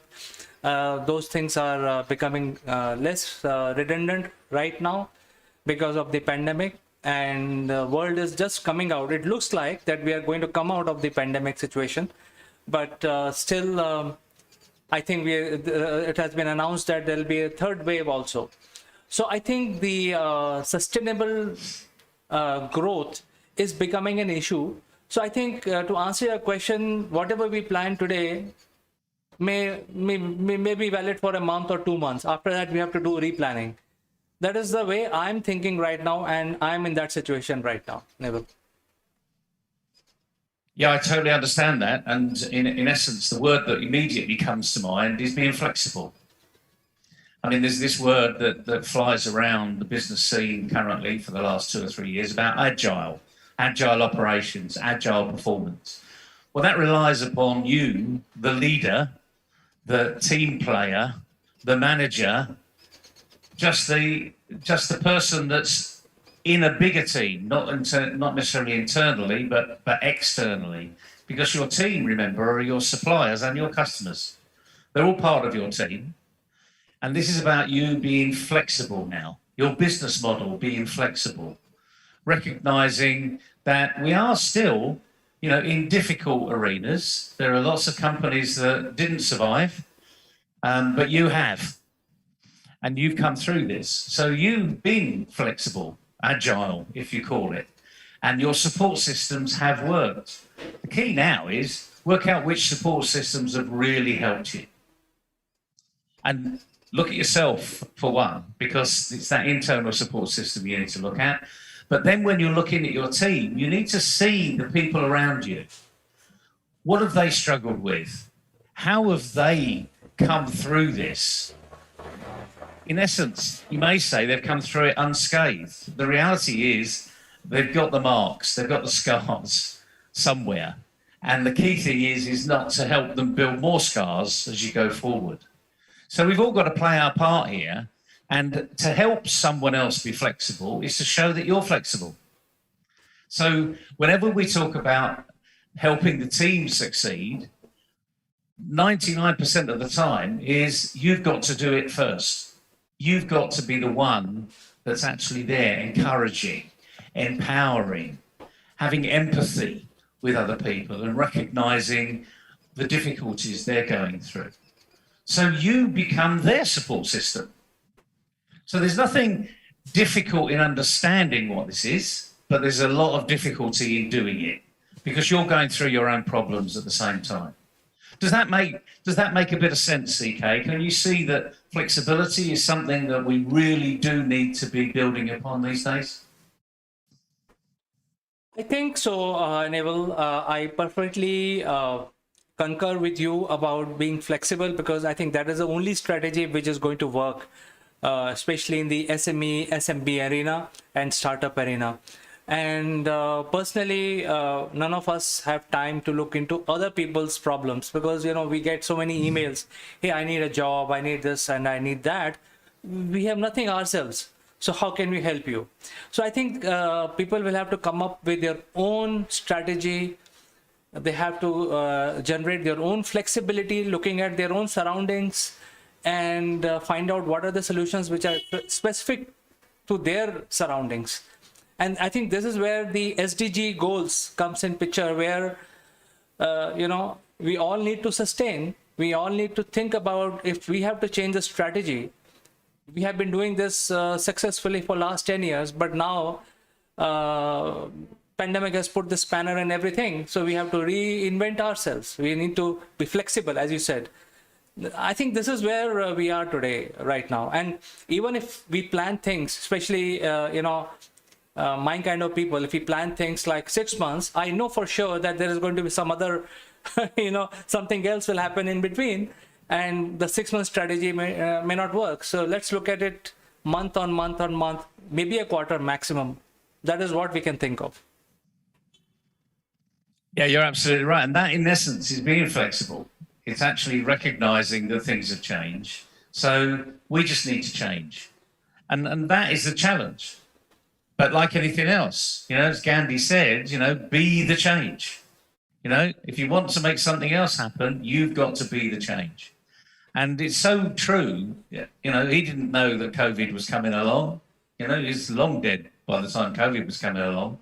But he recognized that the only person that can make the difference is you. So let's not worry about how he said it, when he said it, the exact words that he said it. The essence was he really did know that we need to look internally and change. And you're absolutely right about Sustainable Development Goals. These things that are called SDGs, that people flippantly actually talk about, and they're almost like throwaways. Oh, yeah, we do this in innovation, we do this in education, we want zero hunger, we want everyone to have a room over, a house over their head, etc., etc. And that the reality is the only way we're going to get SDGs to work is by having the unwritten SDG, as I call it, SDG 0. And that is having the right attitude. And if you think about it, if you have the right attitude and you work in a team in any of these SDG arenas, something good's going to happen. But if you go in there with the wrong attitude, what's in it for me, rather than what's in it for us, then you're not going to get those results. So I talk about SDG 0, you know, quite widely these days, because it's that missing SDG. It's the one that we assume is there, but unfortunately, it just relatively on the little occasions that it is really there for everybody. Everyone's in there.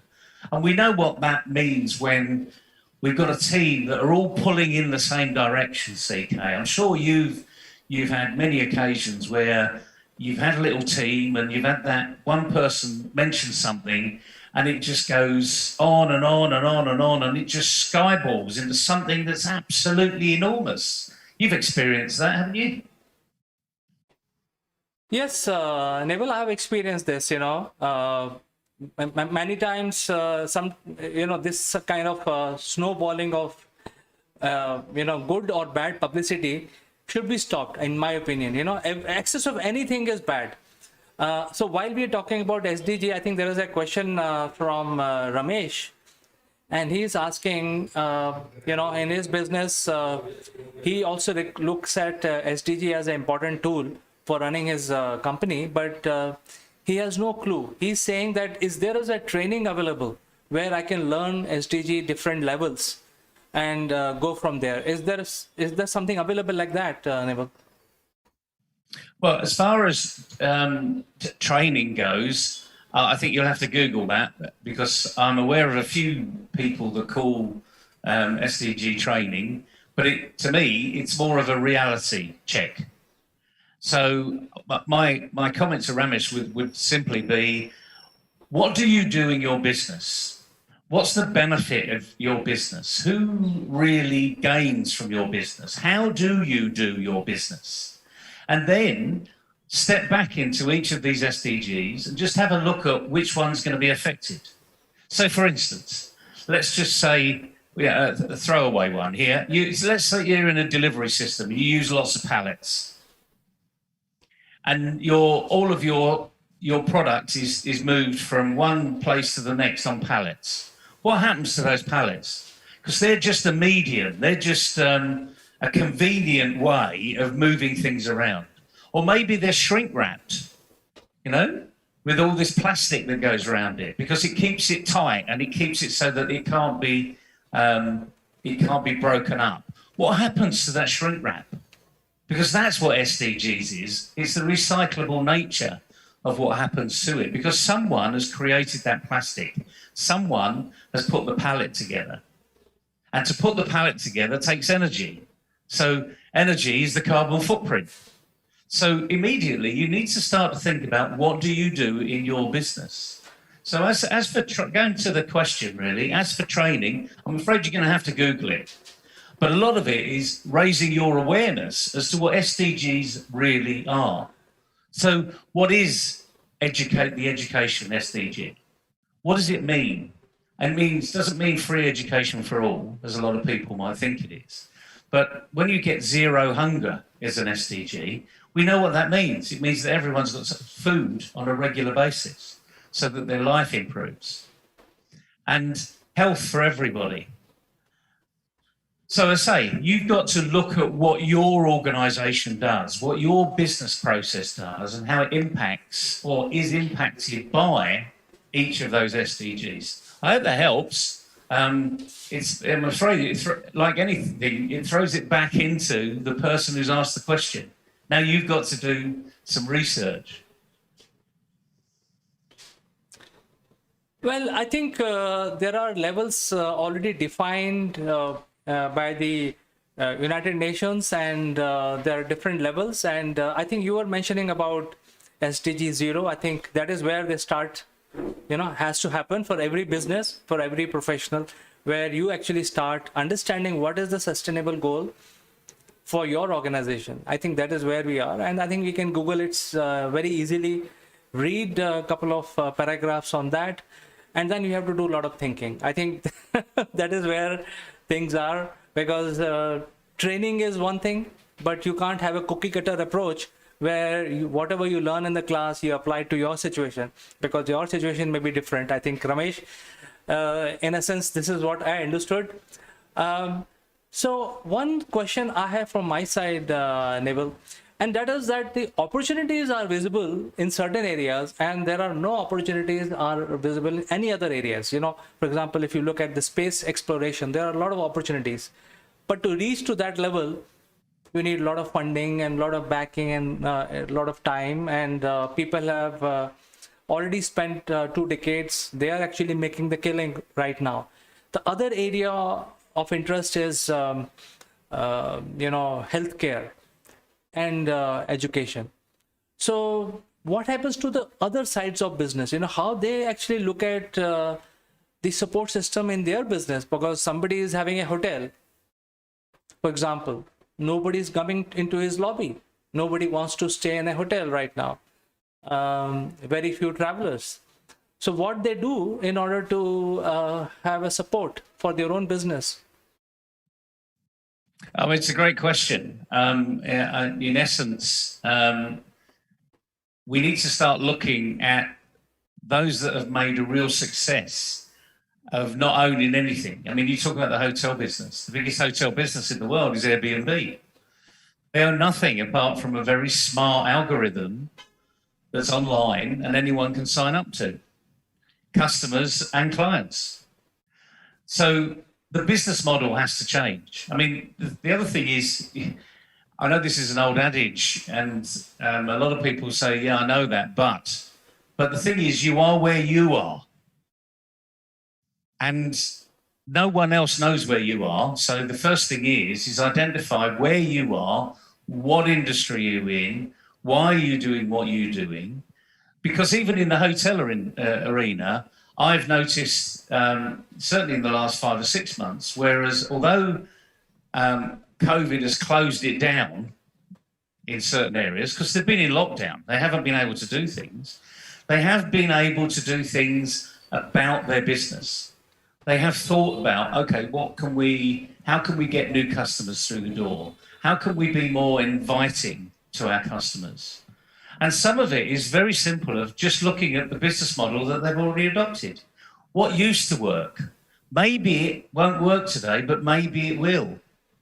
Date nights are coming back. One of the things that hoteliers do know is that people go on romantic, getaways.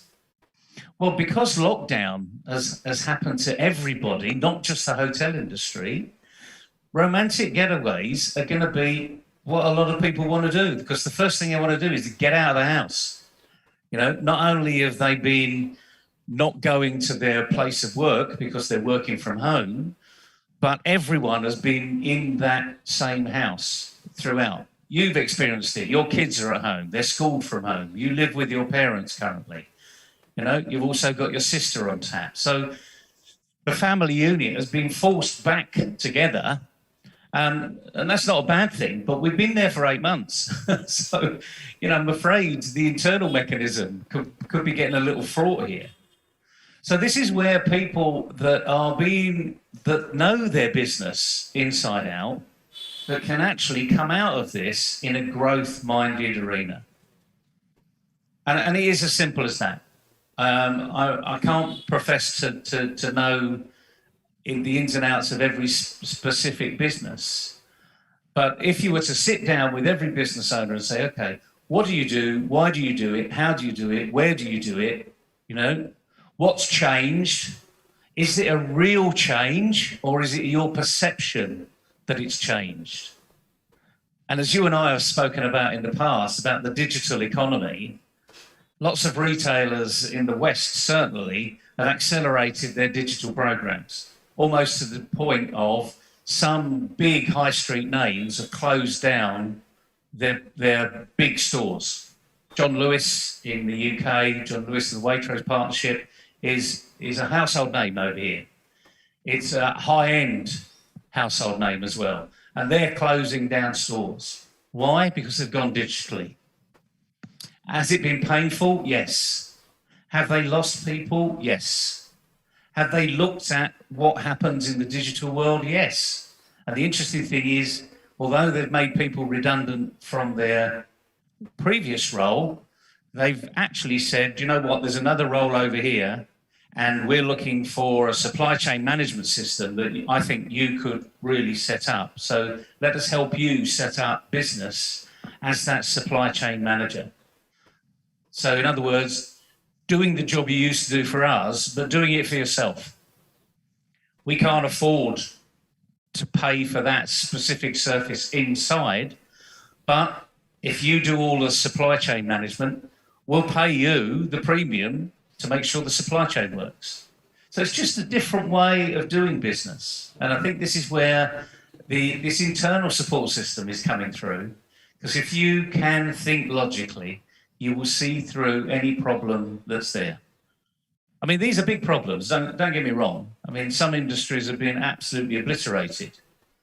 But I've seen what once was a tourist group that used to work outside of their area. In other words, if they had their regional tourism arena was, let's say, around Mumbai or the Mumbai district, then previously they may have been advertising overseas.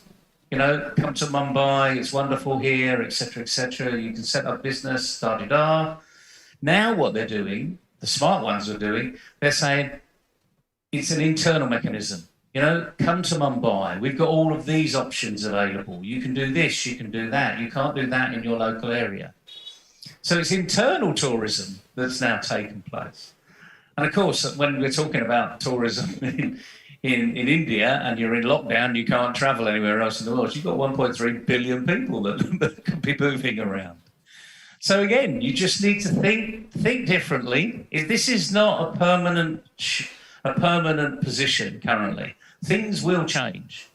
Lockdown will go away. We will not have the same freedom that we had previously, as a lot of people seem to think that we're going to just go back to normal.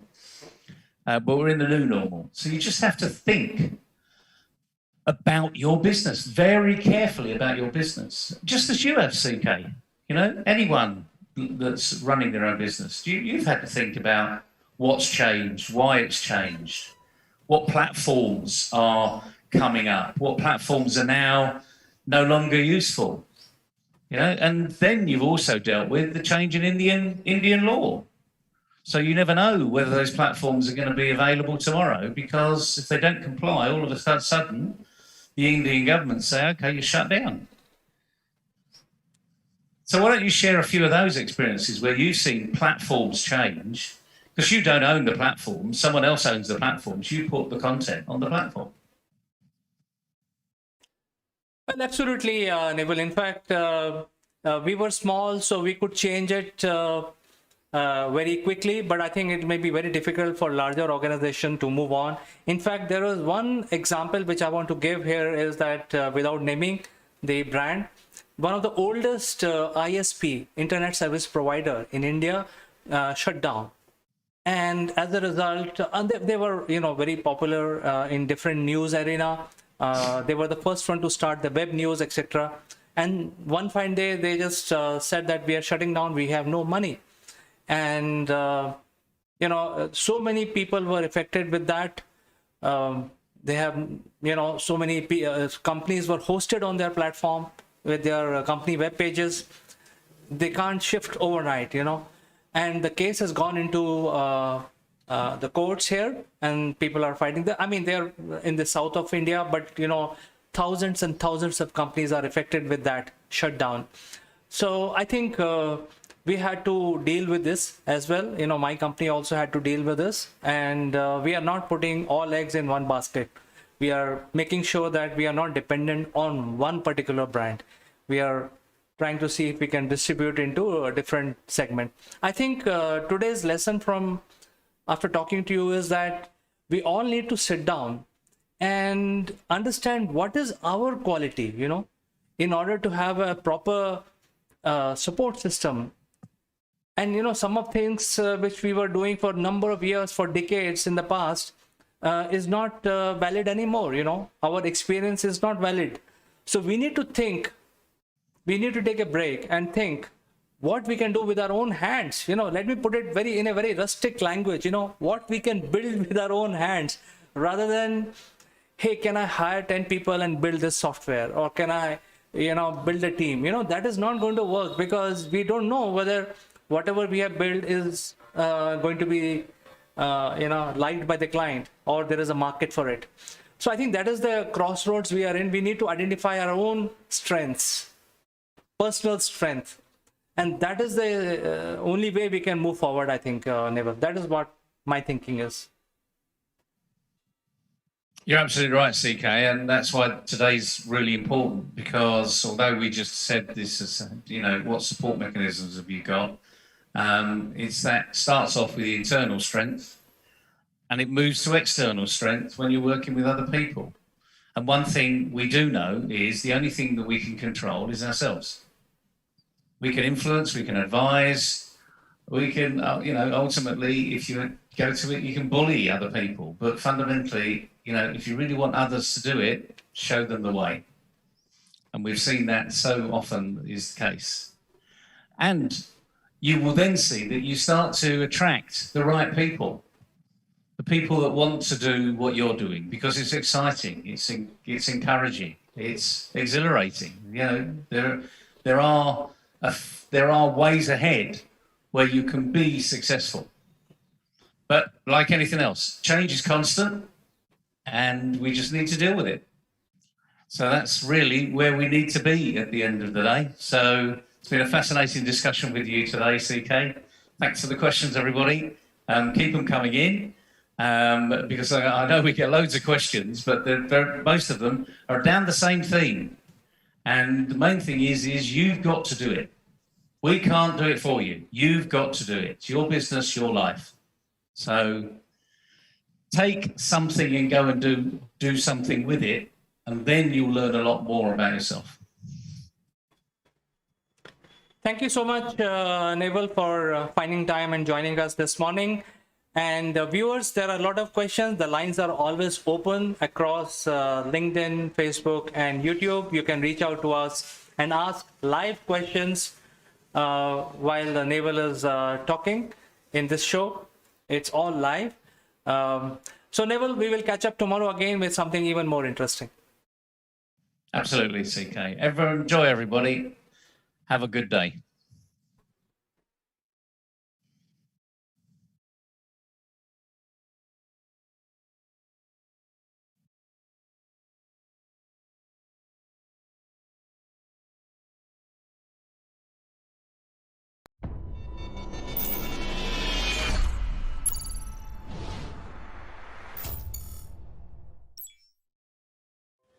Hello friends, this is Chandrakant from Akulmach Technologies, and today in our tip section we would like to discuss a very widely discussed topic of how to use our mobile device, which comes with a very good camera, good quality camera, as our webcam, because the webcam quality of the video is not very good.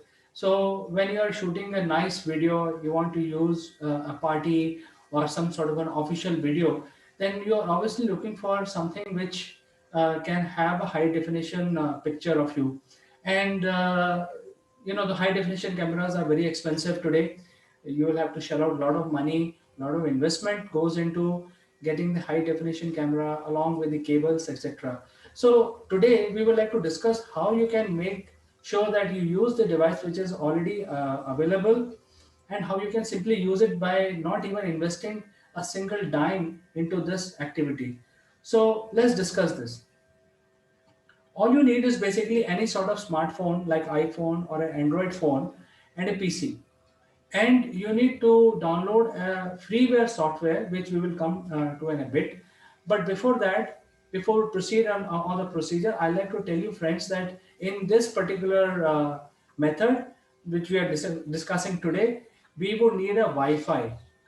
So there are other solutions which require cable to be connected, and then USB cables, and then you need a bit of a controller to control your camera on the mobile device. But in today's session, we will simply use it open source or a freeware software to enable this. So to begin with, let me start sharing my screen.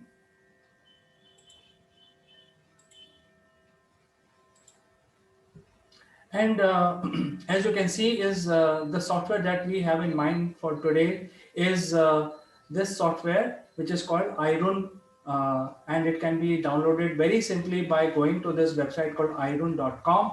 And then there are various versions available here. There is a Windows version, there is a Mac, etc. So once you click on this version for the choice of your platform like Mac or Windows, it will just download it. And once it is downloaded, you have to double click, accept the licensing agreement. After the agreement has been accepted, it will create a small icon on your desktop. And the installation is very simple. It will hardly take 1 minute to do that. And once you have downloaded it, the installation is completed, you will see this icon like here. And when you double click on this icon, it will pop up this warning message saying that it is not able to detect the mobile phone. So I think the one part of the activity has been done. We have finished that. Now let's look at how do we put this application, the other client side application, on our mobile. So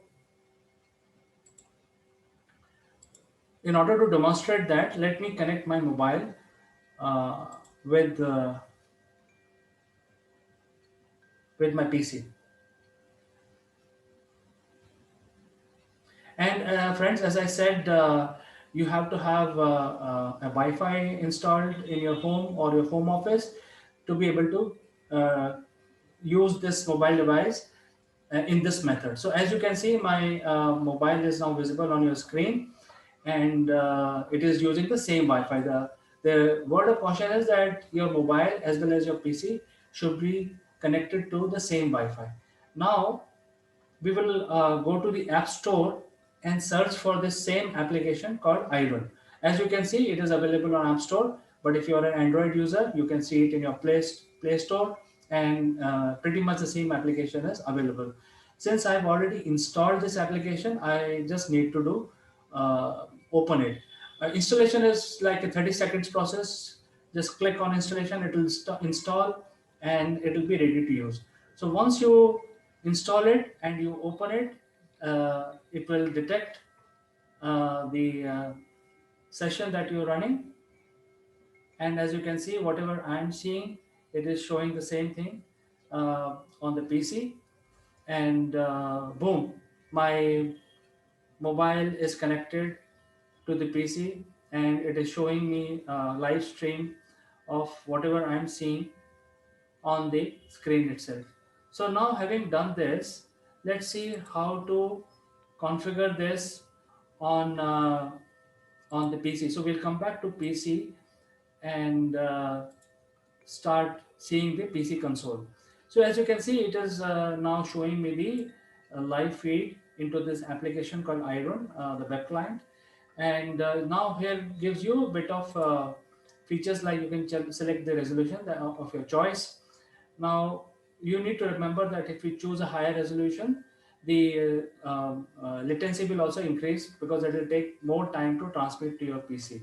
However, let's select this resolution 1920 1080, which is substantially good resolution. Now we can see that this camera is now coming and streaming live into our PC.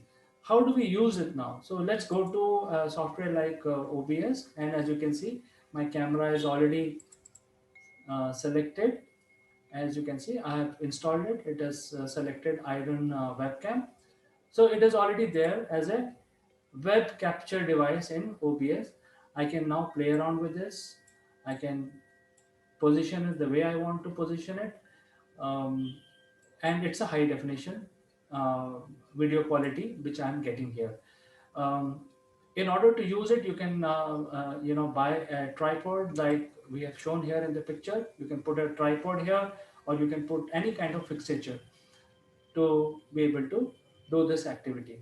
So friends, as you can see, it is just a 5 minutes activity to convert your mobile, which is you have so much faith on, as your webcam, and you can simply use it without the extra expenditure of buying any cable or expensive cameras, high definition camera. You can use it straight away your mobile as your webcam and make fantastic videos of your choice. iRun is not the only software available. There are multiple softwares available. You can choose whichever you want. and you can pretty much use the same method. There are several other softwares who follow the same methodology. That means there is a PC software which you need to download, and there is a mobile software which you need to download. Once you open all of them and you are connected on the same Wi-Fi network, you will get connected without doing anything. So friends, I'll end my video today, and hopefully you like this. And in case you have any suggestions or comments, do write in. I'll engage with you in my next video. Until then, I'd like to say goodbye for now.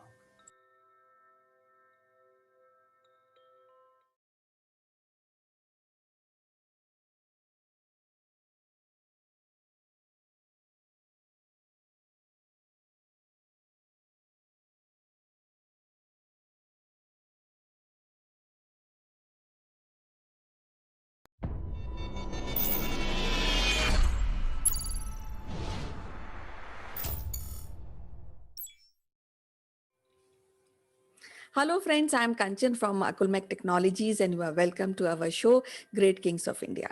Today, we have an eminent historian, Mrs. Meeta Joshi, who is a head of the department of one of the prestigious college, St. Anne's College at Hyderabad.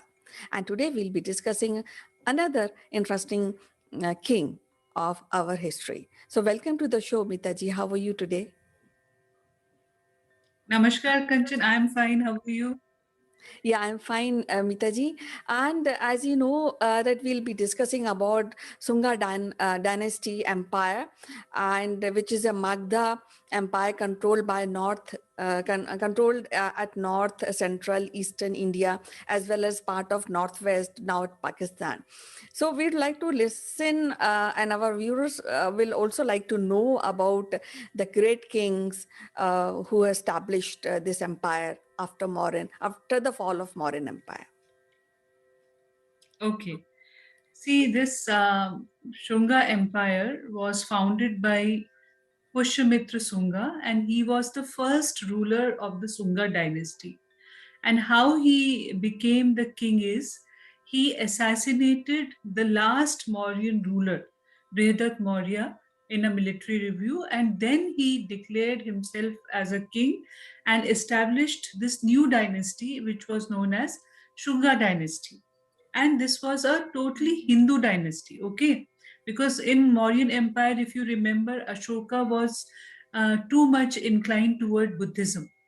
But in this dynasty, Shunga dynasty, Pushyamitra Sunga followed Hinduism and he was a staunch Hindu. He performed many Ashwamedh yagnas or sacrifices, and some of the Buddhist texts they also say that he persecuted many Buddhist monks because he wanted only Brahmanism to prevail. He never wanted that Buddhism should come up. But again, there are two theories in this. Some Buddhist texts say that he persecuted the Buddhist monks, but some texts they state that he was not brutal towards the Buddhist monks. Okay, now as I told you, he was previously the Senapati, the general of the Mauryan army. So he knew all the tactics and techniques of the war, and to establish his kingdom, he used the same all these war techniques, all whatever he has learned in the Mauryan Empire, he implemented those policies of administration. He implemented the same things in the military expeditions which happened, and many inscriptions which we found of the Sungas, they are found in Ayodhya, in Uttar Pradesh, and it in the even in the Punjab, in the northwest, and in those inscriptions, some of the inscriptions, it is mentioned that he did persecute the Buddhist monks, and he after him, his son Agnimitra, he succeeded the Shunga dynasty, after the death of his father, Pushyamitra Sunga. In around 148 BC, he came. The 185 BC, Pushyamitra Sunga ascended the throne, and in 148 or 149 BCE, Agnimitra, the son of Pushyamitra Sunga, he ascended the throne. Now, Agnimitra was a very dynamic king, and he was the subject of many works of Kalidas. Kalidas, as you know, was a famous poet of that time. So, in one of his epics known as Malvika Agnimitra, Kalidas has written about the love story of Agnimitra and Malvika. So that way he was also the subject for many poets, Agnimitra for that matter. And the Vayu Purana and Brahman Purana also mention his name, and they say that for around 8 years he ruled. Who? Agnimitra. Okay. And according to Kalidas in Malvika Agnimitram, Agnimitra belonged to Baimbika family, while the Puranas mention him as a Shunga. So here little conflict is there, because Kalidas gives a different picture, but the Puranas, they confirm that he was from Shunga dynasty. He was the son of Pushyamitra Shunga. And in Malvikagni Mitra, Kalidas has also told that he had 3 queens, 3 wives, Dharani, Iravati, and Malvika. So Malvika was the princess of Vidarbha. And this Malvika Agni Mitra is the story of Agni Mitra and Malvika, which Kalidas has written in his epic. Now, Agni Mitra, according to the epic Malvika Agni Mitra written by Kalidas, Kalidas writes in his book that a war broke out between the Shungas and the neighboring state Vidarbha during Agnimitra's reign. And before the rise of the Shungas, Vidarbha had become independent from the Mauryan Empire. Till Ashoka had not fought the Kalinga war, he was very, very ambitious, and he was into many conquests. But after the conquest of Kalinga, there was a hard change of Ashoka, and he stopped waging wars altogether. So that time, Vidarbha declared themselves independent from the Mauryan kingdom. And this one war was there where a former Mauryan minister put his brother-in-law Yajnasena on the throne of Vidarbha, and Madhavsena, a cousin of Yajnasena, he asked help from Agnimitra in overthrowing his cousin, but was captured while crossing the border of Vidarbha, and he was imprisoned. So Agnimitra demanded the release of Madhavsena, and in return, Yajnasena demanded the release of the former Mauryan minister who had been captured earlier by Agnimitra. So it was a sort of, this give and take type of a agreement.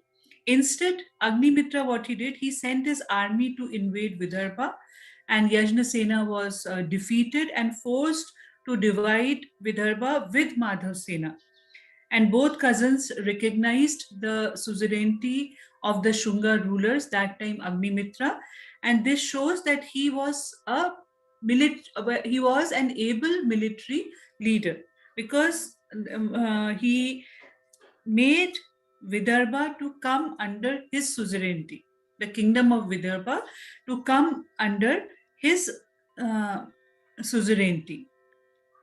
And if we see, many historians have written about the Shunga Empire in detail, like Rai, uh, Rai Chaudhary, Professor Rai Chaudhary, in his book Political History of Ancient India, he has mentioned about the Shunga dynasty, about Pushyamitra and Agnimitra. Then Leheri, in his book Indigenous States of Northern India, he also has described about the might of the Shungas. But it was a very short-lived empire, the Shunga Empire, because after them, the Kanva dynasty came into being. And same thing, Kanva was also a general with Pushyamitra Sunga. So he declared himself independent, and then a new dynasty was established. That was Kanva dynasty. Okay, So so actually, yeah, I've heard, I've read somewhere that Dev Bhuti, who was the first, who was the last king of Sangha dynasty, was assassinated by Kanwa dynasty king. Now, yes, when we yes. talk about this Sangha dynasty, and you see, it came in existence after the fall of Mauryan Empire. So, what we really think about those times, what people used to be like that, reacting to this change, because as I was reading few books, it says that there's lot of impression of Persian art at that point of time, and he is like, as you mentioned, Kalidas has been given free hand to write good things about the king and the queen. So, what Hmm. kind of culture existed at that point of time during this era? See, when Mauryas were there, because Ashoka was a great propagator of Buddhism, so mostly people followed Buddhism. But because Ashoka was a very tolerant king, he never forced anyone to convert to Buddhism. So Brahmanism or Hinduism, Jainism, they all existed, contemporarily. But when this Shunga rule came, then the emphasis was more on Hinduism than Buddhism. That's why some of the text they say that he, and one of the inscriptions also says that he persecuted the Buddhist monks who Pushyamitra. So Hinduism was a dominant religion in both dynasties, Sunga and Kanva. Okay, and after that, after Kanva, Satvahanas, they came. So Satvahanas was one of the biggest Hindu kingdoms of India after Vijayanagar Empire. So Brahmanism was on the rise that time, and because the kings they performed many Ashwamedh sacrifices to confirm their superiority, okay, over the people. So that means the people who were in the empire, they were happy. There was no discontent. Only because whenever these military conquests happened, naturally the public will be disturbed because they will march towards the fields, and all that destruction, indirect destruction will happen. So that was a very obvious thing to maintain the dignity of the empire. But otherwise, people were happy under the rule of Pushyamitra Sunga and Agnimitra also. So this whole dynasty ruled approximately few years from 185 BC to maybe 73 BC, Yes, and till the then convert was established. yeah. So I think this is an era where approximately 10 rulers of Sunga dynasty ruled. So I can safely Yes, say that is kind of establishment of Hindu religion. When you see, then in Mauryan Empire there was establishment and propagation of Buddhism, but now Buddhism. Yes, this is a This is a dynasty which established Hinduism and give rise of Brahminism and Hinduism in that era. Hinduism was already there, Kanchan, because in all the empires which existed before Mauryas also, only you get some Greek influence because of the Greek invasions. Alexander came in 326 BC, and then later, after all these dynasties, these Ghazni and Ghorid invasions. So Hinduism was there, but it was given preference in these dynasties, the Shunga and Kanva dynasty, because the founder of Kanva dynasty, Devbhuti, he also followed Hinduism, and he came to rule in 75 BCE. He also followed Hinduism. And after Kanva dynasty, then came the Satavahanas. They were staunch Hindu rulers.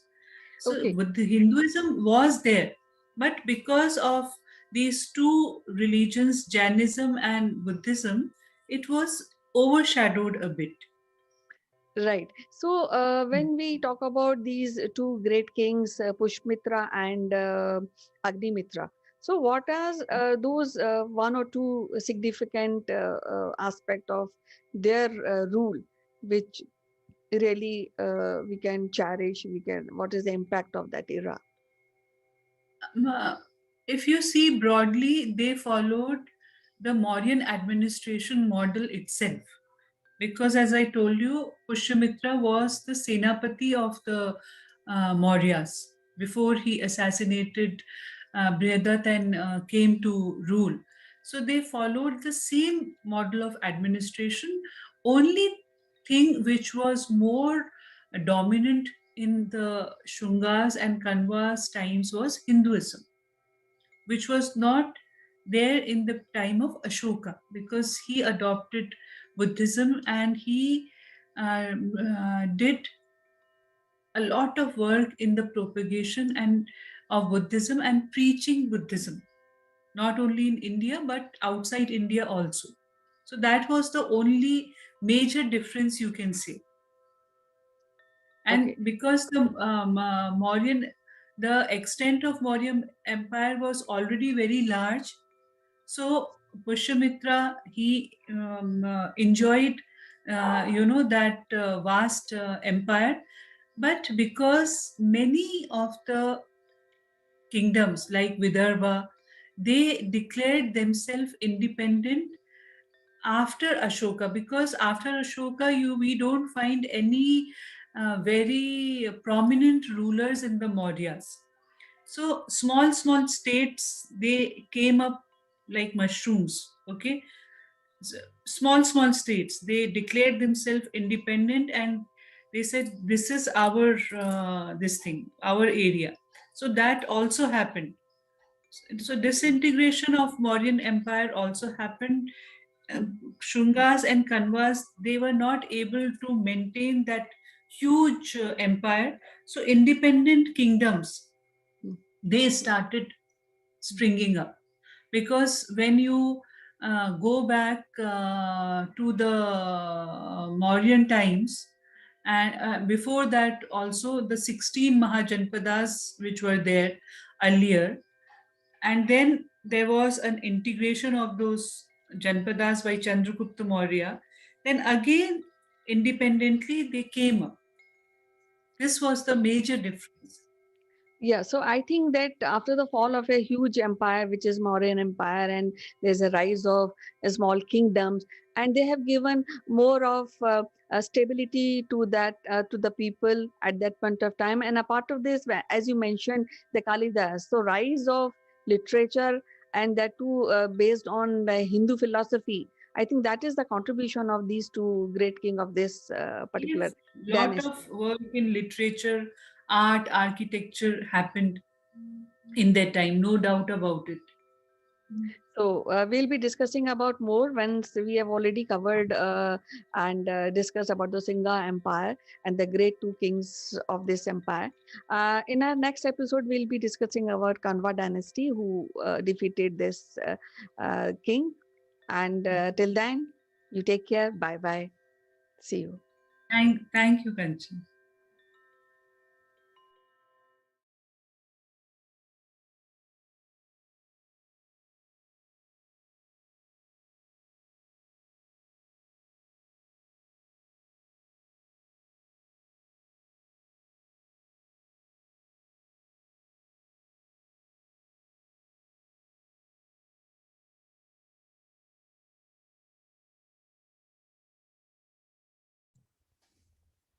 So, CK, how are all my elves doing? Ho, ho, ho, ho. It's Christmas, Neville. Oh, okay. But you can't have time off until Christmas Eve because we're going to be busy. This time, Neville, it is going to be digital Christmas, and I'm going to catch you digitally even on the eve of Christmas. Oh, ho, ho, ho, ho, ho, ho, ho. Merry Christmas. Merry Christmas.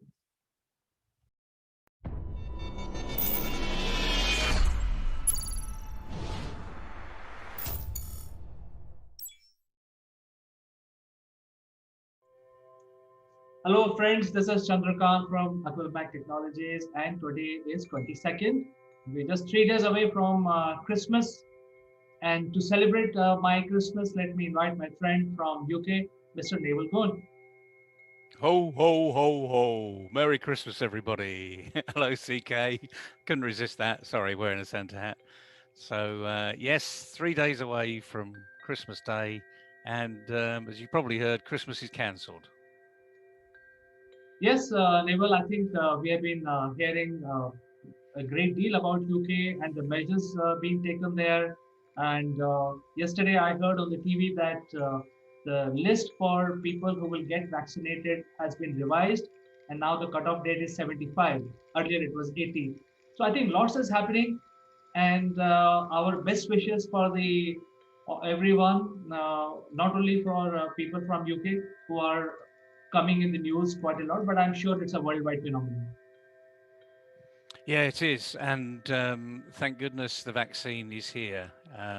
Our applause goes out to all those people involved in developing the vaccine that's been approved in the UK so far, and all the other vaccines that are well on their way to being approved.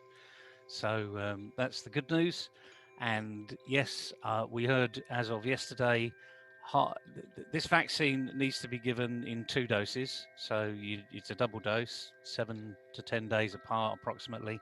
And as of yesterday, 500,000 people in the UK had been vaccinated, which is an amazing feat when you appreciate we're not really set up in this country to do any type of testing or vaccination that has come this way.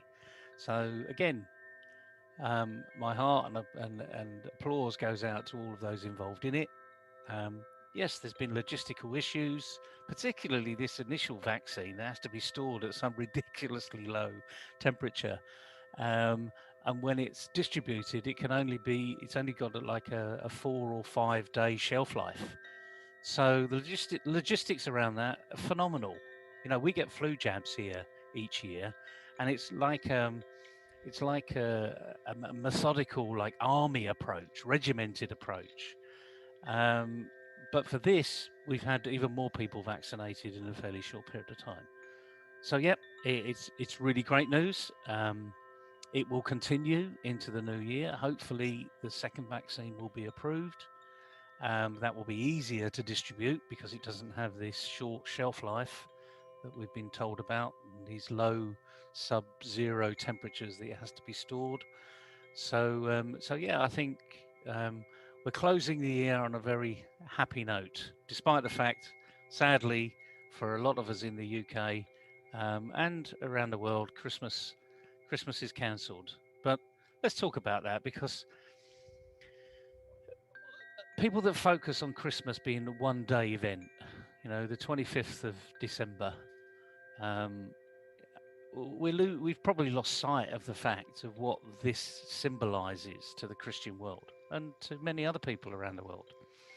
It's new birth, it's new life, it's new opportunity, and it's that magic of Christmas. I always talk about the magic of Christmas in July, frankly, because if you've got the magic of Christmas in July, you certainly have got the Christmas spirit.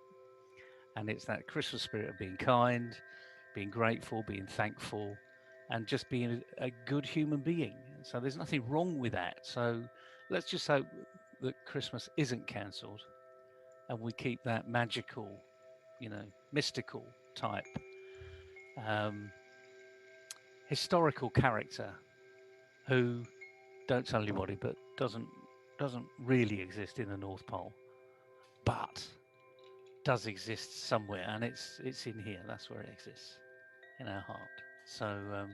So anyway, what does India hear about? Because I'm always fascinated.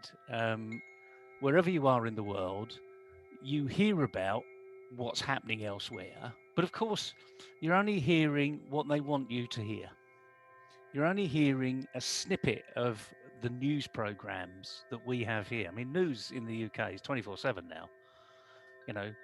BBC Channel has a regular news briefing, and it's on channel 601 on Virgin Media, and you can look at that any time of the day.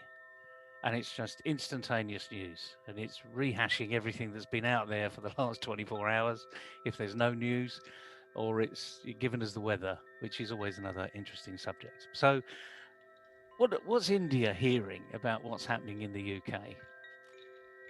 Naval, I think I can understand what is going on in the minds of people in the UK, because I think it's a new year, sort of a new year, and a lot of celebration. And as you put it rightly, it is the magic of Christmas. So I think the Indians, the non-Christian Indians, have also gone through the similar feelings recently, because the similar celebration happened just 3 weeks back when we had Diwali. Yeah, absolutely. It was a subdued Diwali, but the good thing is that you can still celebrate Christmas, and it's not going to be a gala event, but you can have the magic of Christmas really experience at home. And I think you can use a lot of Zoom sessions to communicate with each other. So it's going to be a digital Christmas this year. It is, and interesting enough, as of yesterday, I have 5 children between my wife and myself. I've got 3 children, 2 stepchildren. As far as we're concerned, they're all ours. So, and they're in different parts of London, as it happens. They're all fairly close to us, but they're so far away, because even a couple of miles you can't even go there. So we're going to have a karaoke Zoom event on Christmas Eve. So, rather than do the traditional watch the TV and then go to church for Christmas carols, we're going to do a Zoom event and have I don't know how we're going to do this, by the way. I mean, the kids have told me it's perfectly possible, so it's fine. We're going to have a Zoom karaoke evening, which should be hilarious. Let's hope they don't record it, but playing back in a year's time, who knows? So there's loads of things you can do. Just the physical fact you're not together, and that is difficult. I mean, I've got to reach out to everybody. It is difficult. We're humans. We do like a cuddle. We do like to embrace, and that's the way that we do share. So yeah, it's going to be different, but we just need to get on with it. Really, we can't change it. Just get on with it. Yeah, that's right. I think it's a different way of making sure that you celebrate, and there is not even iota of reduction in your celebration, but the medium of celebration is slightly different. It is digital now instead of physical. So going back to your question about what we've been hearing about UK. So firstly, I personally believe that the coronavirus is just fooling the mankind. It is erupts in some form of the other, some different strains coming out, and some are getting infected with those special strains, and we keep hearing them about them in the news.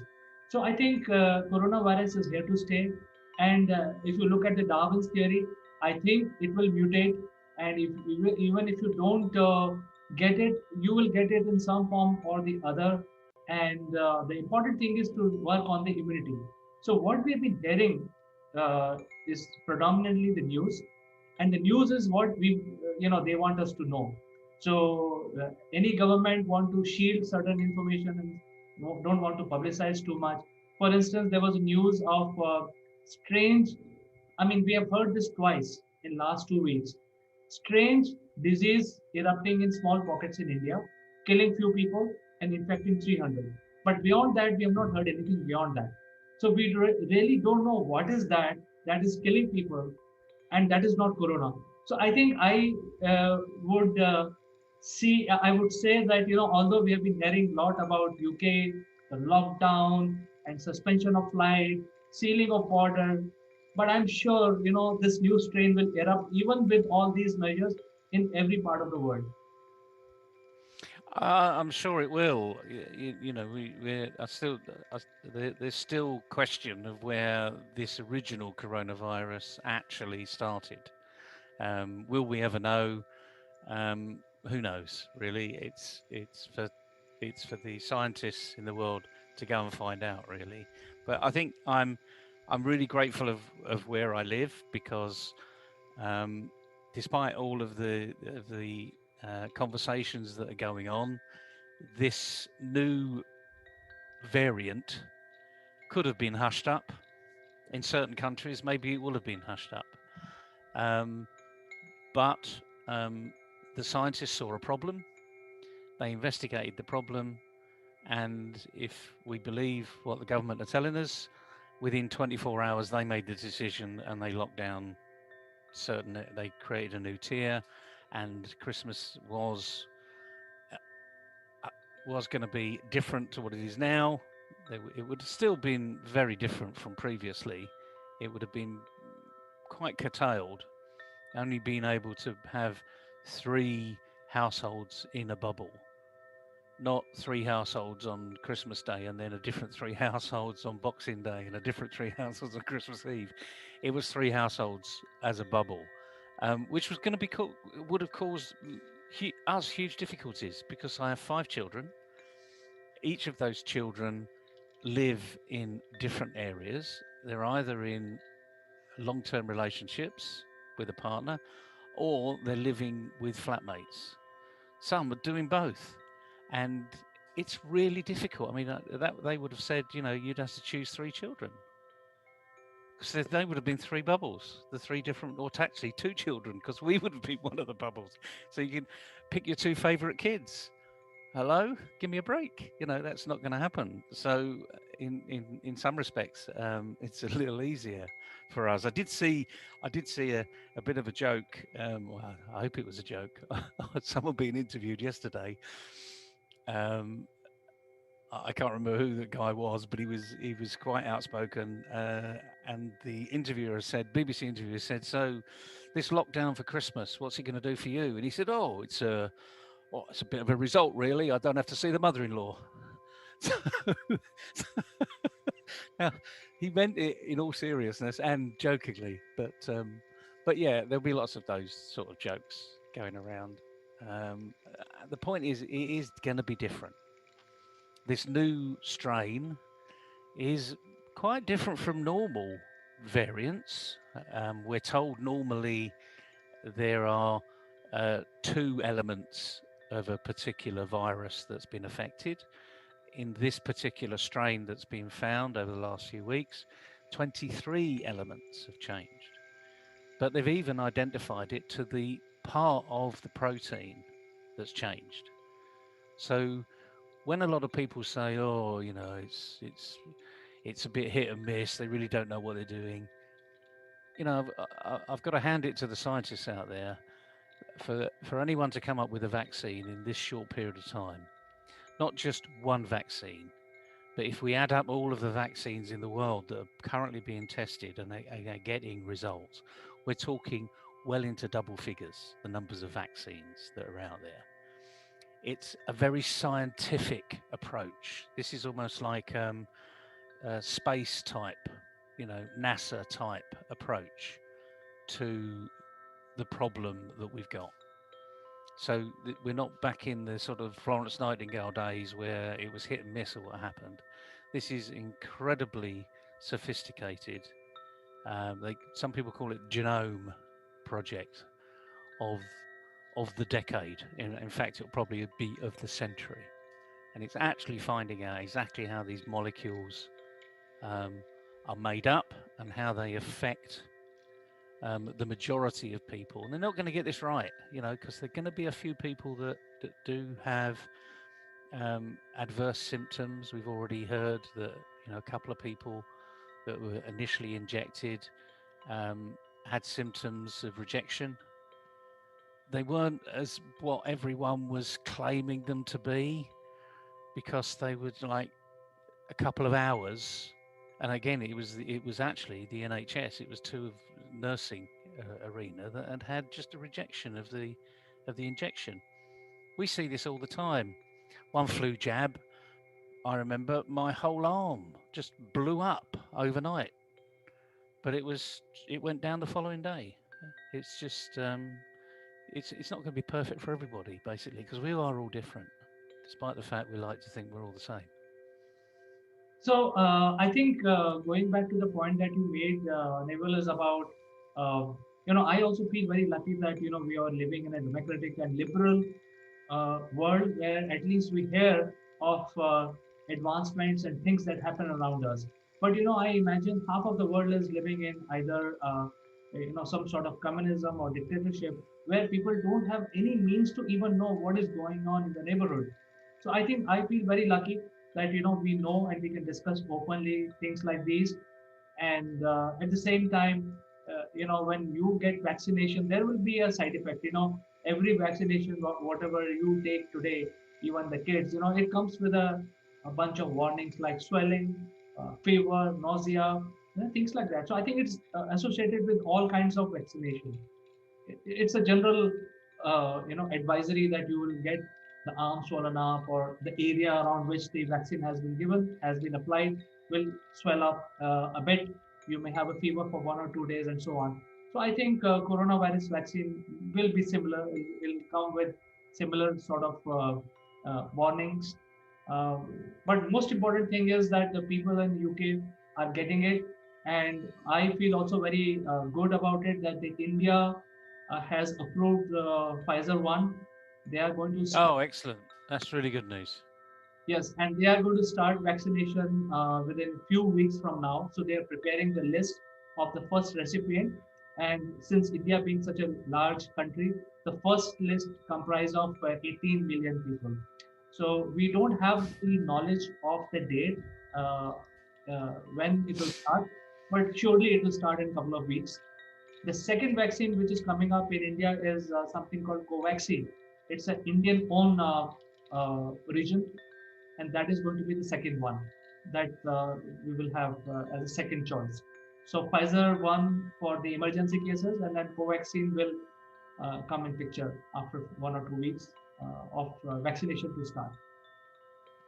It's good news, and the homegrown vaccine just goes to give a lot of people in India the confidence that you've got some really brilliant people behind the scenes as well. I mean, that's one of the things that this particular pandemic has shown. We've got some fantastic people all the way around the world. No one country has got the monopoly on the best scientists. We've all got great scientists, and the other thing is they're all working together, which is what businesses really should take a leaf out of their copybook. Start working together. A number of times you and I talk about collaboration on our programs. It doesn't mean to say you're giving away your intellectual property or your competitive advantage, but 1 + 1 is definitely greater than 2. Stop behaving 1 + 1 is less than 1. Because that's really for a mathematician, that's not what we want. We do want this R rate actually. In the business world, we want the R rate to improve. We want 1.4, we want 1.5, we want 2.5. We do want the excitement of being entrepreneurial, so that it feeds through, and it's like a positive virus that feeds through us all. And so next year will be better than last year, and even better than the year before. Yes, and while we are grappling with this situation, I sincerely, feel that every one of us, like we are doing, Neville, to celebrate the digital Christmas and also the New Year. So I think going forward, there will be some social change. We will be more active digitally and celebrate digitally.